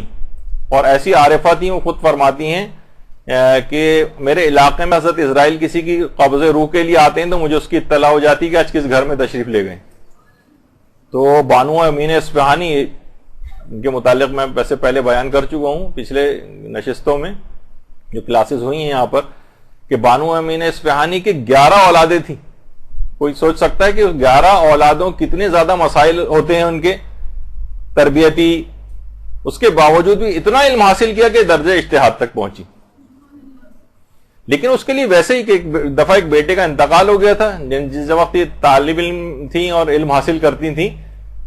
تو وہ عالم دین کو گھر پہ پڑھانے کے لیے آتے تھے. اس دن انہوں نے خود چھٹی کر لی, آج تو بانو کے بیٹے کا انتقال ہوا, آج کہاں پڑھیں گی؟ تو انہوں نے باقاعدہ ان کو کسی کو بھیج کر بلوایا کہ آج آپ پڑھانے تشریف نہیں لائے. کہا کہ خانم میں سمجھ رہا تھا کہ آپ آج بیٹے کا انتقال ہو. کہا نہیں, علم دین کے لیے. یعنی انہوں نے اپنے جو معمولات زندگی اس کو متاثر نہیں کیا. تو یہ تبھی اس بلندی اور اوج تک یہ افراد پہنچتے ہیں. تو بڑھاپے کے اندر بھی شوق اسی انداز سے برقرار رہتا ہے. مرجے ہو جاتے ہیں لیکن مطالعے کا شوق. آیت اللہ شبیری زنجانی آج بھی اتنا مطالعہ کرتے ہیں. اسی طرح ہمارے سارے مراجع کا یہی حال ہے. اور نماز کا شوق اگر بچپن سے ہو جائے, علم دین کا شوق بھی, نماز کا شوق ہو جائے, تو یہ پھر بچپن سے ہی اپنے پیچھے نمازیں بھی کھلونے کو رکھ کے اور اپنے جو بھی اس طرح کے جو ہوتے ہیں ان کو پڑھانے کا شوق ہو جاتا ہے. بچیاں ہیں ان کو اگر اس کا عادی بچپن سے بنایا جائے, علم دین کے لحاظ سے بھی ہے اور عبادت کے اعتبار سے بھی یہی بات ہے. حتیٰ کہ پھر یہی بچے اگر بیمار بھی ہو جاتے ہیں تو وہاں پہ بھی کہتے ہیں کہ ہمیں نماز پڑھنی. بچیاں بیمار ہو جاتی ہیں تب بھی اسی بیماری کی حالت میں اپنی کوئی نماز چھوڑنے کو تیار نہیں ہوتی. یہاں چھوٹے بچے جن کے پاؤں میں فریکچر وغیرہ ہو گیا ہے, وہ والدین اپنی گودوں میں اٹھا کے پاؤں پہ پلاسٹر بندھا ہوا, وہ کہہ رہے ہیں گھر پہ رو رو کے اس نے ضد کی ہوئی کہ نہیں مجھے ہر صورت میں مدرسے جانا ہے. تو یہاں تک پھر ایسا ایک شوق جو ہے وہ بیدار ہو جاتا ہے. اور پھر جب یہ بوڑھے ہو جاتے ہیں اور کھڑے ہونے کے بھی قابل نہیں ہوتے تو نمازوں کو کسی صورت قضا نہیں ہوتے, لیٹ کے بھی نماز پڑھنے کی صورتحال ہوتی ہے تو لیٹ کر نماز پڑھتے ہیں. بیٹھ کر کتنے بزرگ ہو جائیں, اسپتالوں کے اندر ایڈمٹ ہو جائیں, لیکن اس کے باوجود بھی کھڑے ہونے کی بھی طاقت نہیں رہے تو بیٹھ کر اس انداز سے اپنی عبادت کو انجام دیتے ہیں. یعنی وہ شوق جو بچپن سے شروع ہوا تھا وہ کسی لمحے وہ شوق ختم ہونے نہیں آتا, چاہے وہ علم کا شوق ہو, عبادت کا شوق. تو اس لحاظ سے بہت ضرورت اس بات کی ہے. تو اچھا, اس میں آپ کو ایک بات اور بھی دیکھ رہی ہیں کہ گھریلو کام کاج سے آپ کو پہلو طے نہیں کرنا ہے کہ بس آپ کہنے اب تو میں مدرسے جا رہی ہوں تو اب تو میں گھر کا کھانا بھی نہیں پکاؤں گی اور گھر کی صفائی ستھرائی بھی نہیں کروں گی, اور والدین چلا رہے ہیں گھر پہ اور دیگر بھائی بہن ناراض ہو رہے ہیں, یہاں تک کہ یہ سب باتیں سبب بنیں گی کہ آپ کا تعلیم دین کا سلسلہ ادھورا رہ جائے. تو آپ کو گھریلو کام بھی سب کرنے ہیں. حتیٰ کہ کتنے ہمارے بزرگ علماء وغیرہ جو ہیں, لیکن نمازوں کے اعتبار سے بھی یہ بات جو سلائڈس رہ گئی تھی آپ کو دکھانی, کہ اگر عادت ہو جائے اس کی تو کسی بھی عہدے پر اور جاب پہ بھی انسان ہو وہاں پہ بھی اپنی نمازوں کو انجام دیتا ہے. تو گھریلو کام کاج کے اعتبار سے بھی ہمارے علماء ہیں, مثلا اس بزرگی کے عالم میں بھی اگر مثلا ان کو روٹی لینے جانا پڑ رہی ہے تو وہ گھریلو کام کرتے بھی نظر آتے ہیں. آیت اللہ نوری حمدانی یعنی مرجع تقلید ہیں, لیکن گھر کی سودا سلف لانا, سبزی لانا خود بازاروں میں جا کر لے کر آتے ہیں. تو معمولی سا علم حاصل کرنے کے لیے یہاں آنے کے لیے اب گھریلو کام کاج سے اپنے آپ کو کہیں کہ نہیں اب تو میں گھر کے کام نہیں کروں گی, یہ ایک اچھا رویہ نہیں ہوگا. اچھا, یہاں آنے کے اعتبار سے ایک چیز کا آپ کو اور خیال رکھنا ہے کہ اپنا حجاب بہت مناسب رکھنا ہے. بہت سے اساتذہ ایسے ہوں گے جو براہ راست سامنے بھی بیٹھ کر آپ سے گفتگو کریں گے تو وہ ان کی طرف سے ایک شکایت بھی آتی ہے کہ خواتین کا حجاب صحیح نہیں ہے, کبھی بال نظر آ رہے ہوتے ہیں, اپنا حجاب بار بار درست کر رہی ہیں, گردن کبھی ظاہر ہو جاتی ہے وغیرہ, تو وہ معیوب لگتا ہے کافی. تو آپ کو حجاب بہت مناسب کرنا ہے کہ بال, کلائیاں, سلیوز وغیرہ آپ چھپائیں کلائیوں کو. اور جس طریقے سے نمازوں کے سلسلے میں بھی ایک بات ہوتی ہے کہ کوئی بال جو ہے وہ نظر نہیں آنا چاہیے, اور ہاتھوں کو اگر بالکل پھیلایا جائے کم سے کم اتنا ہو کہ ایسا نہ ہو کہ وہ سلیوز اوپر ہو جائیں. نمازوں کے اندر بھی احتیاط ہے. سوچیں کہ نماز کے اندر اتنی احتیاط ہے کہ اگر آپ کا ایک بال نظر آ رہا ہے, آپ نے تھوڑی سی بھی دیر چھپانے میں کی ہے تو فوراً چھپا لیں. کچھ علماء تو کہتے ہیں نظر آئے اور نماز باطل, لیکن کچھ کہتے ہیں جیسا آیت اللہ سیستانی کی اگر نماز کے دوران آپ متوجہ ہو گئیں تو فوراً اس بال کو اندر کر دیں. اگر آپ نے ذرا سی بھی تاخیر کی تو اس سے بھی نماز باطل ہو جائے گی اور دوبارہ نماز کو پڑھنا پڑے گا. تو یہاں پر علم دین حاصل کرنے کے لیے آ رہی ہیں تو اس میں حجاب کی اگر آپ نے صحیح پابندی نہیں کی تو یہ ایک بے برکتی اس کے اندر آئے گی, اور ہو سکتا ہے کہ اس بے برکتی کے نتیجے میں علم دین سے ہاتھ دھو بیٹھنے پڑیں, یعنی اس کا سلسلہ رک جائے. تو سب سے بہتر علماء یہ فرماتے ہیں کہ سب سے بہتر حجاب تو سب مراجع کا ہے کہ سب سے بہتر حجاب چادر ہے. کالے رنگ کی ایک چادر ہو, بہتر یہاں رنگ برنگے مختلف لباس اور وہ سب پہن کر آنا, اس کے اندر پھر ظاہر اس کا خیال نہیں ہوتا. بعض اوقات وہ بہت اٹریکٹیو لباس بھی ہو جاتے ہیں جو پردے کے معیارات کو, حجاب کے مسائل کو اس کی خلاف ورزی ان کے اندر ہو جاتی ہے. تو کوشش کریں کہ ایک کالی چادر لے لیں، اس کے طور پر یہاں پر وہ آپ کے لیے آسانی بھی ہوگی، ہر دفعہ نئے کپڑے دوسروں کو دکھانے کا کوئی ایسا اہتمام یا نیت بھی نہیں ہو پائے گی اس کے اندر، وہ مناسب رہے گا۔ 2 باتیں بس اس کے اندر اور رہ گئی، یہ آپ خاص طور پر بہت زیادہ علم فراواں اگر کسی کو چاہیے تو دعاؤں سے بھی اس کو دعائیں بھی اس کو کرنی ہیں۔ تو ایک عمل ہے جو باقاعدہ شہید ثانی سے اور دیگر کچھ علماء سے ملا احمد نراقی نے اپنی کتاب خزائن کے اندر نقل کی ہے، جو شخص مسلسل 2 مہینے تک روزانہ 400 مرتبہ ذکر کو دہرائے، یعنی 4 تسبیحیں روزانہ پڑھے، تو خدا اس کے مال اور علم میں برکت اور اضافہ فرمائے گا۔ اور یہ خاص ایک استغفار ہے، استغفر اللہ الذی لا الہ الا هو الرحمن الرحیم الحی القیوم بدیع السماوات والارض من جمیع ظلمی و جرمی و اسرافی علی نفسی و اتوب الیہ۔ یہ بلکہ آپ کو بہت سی جو تعقیبات نماز کی کتاب کے اندر جو دعائیں ہیں اس کے اندر بھی یہ چیز مل جائے گی، لیکن علم اور مال میں اضافے کے لیے خصوصی دعا یہ شمار ہوتی ہے، اور مسلسل 2 مہینے تک 4 تسبیحیں روزانہ پڑھنی ہے اس دعا کی۔ تو انشاءاللہ آپ یہ ابتدا اور آغاز ہے، اور اس میں ایک برکت آ جائے گی اگر اس دعا کو آپ روزانہ اس انداز سے اگر کریں۔ اور ظاہر ہے یہ تمام چیزیں اس وقت زیادہ کارآمد ہوں گی آپ کے لیے جب آپ کا حافظہ قوی ہوگا، توفیقات آپ کو ملیں گی۔ تو پیغمبر اسلام ختمی مرتبہ ارشاد فرماتے ہیں صلی اللہ علیہ محمد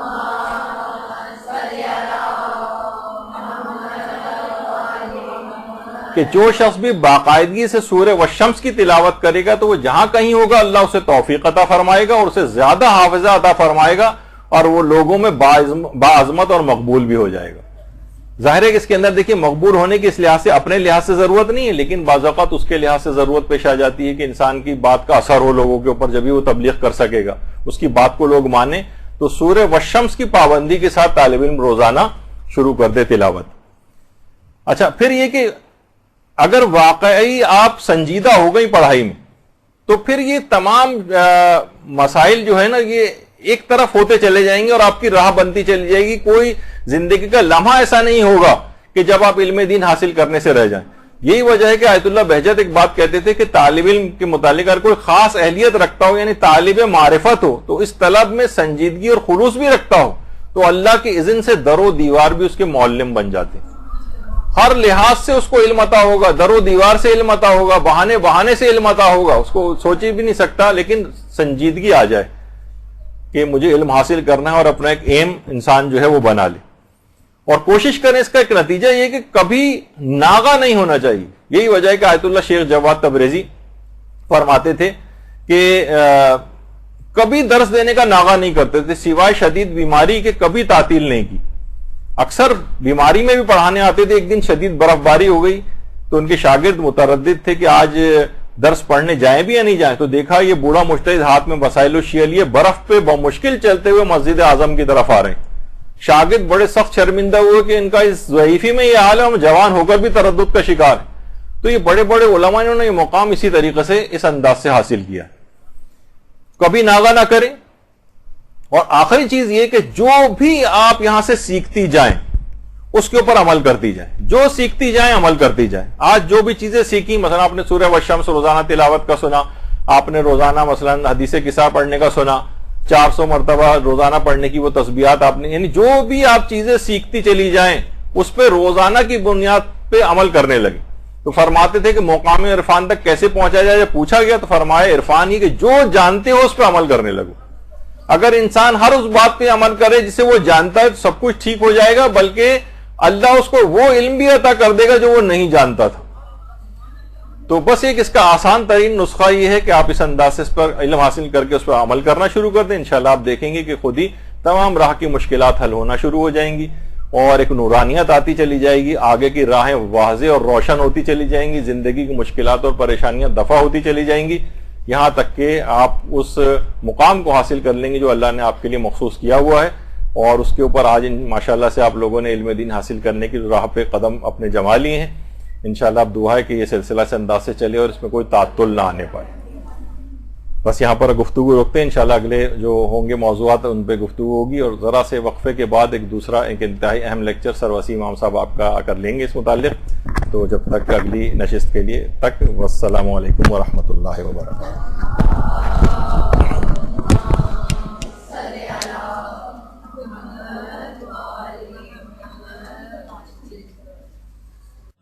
اللجن اللجن اللجن اللجن يا مولا اللجن اللجن اللجن اللجن اللجن اللجن اللجن يا صاحب السماء اللجن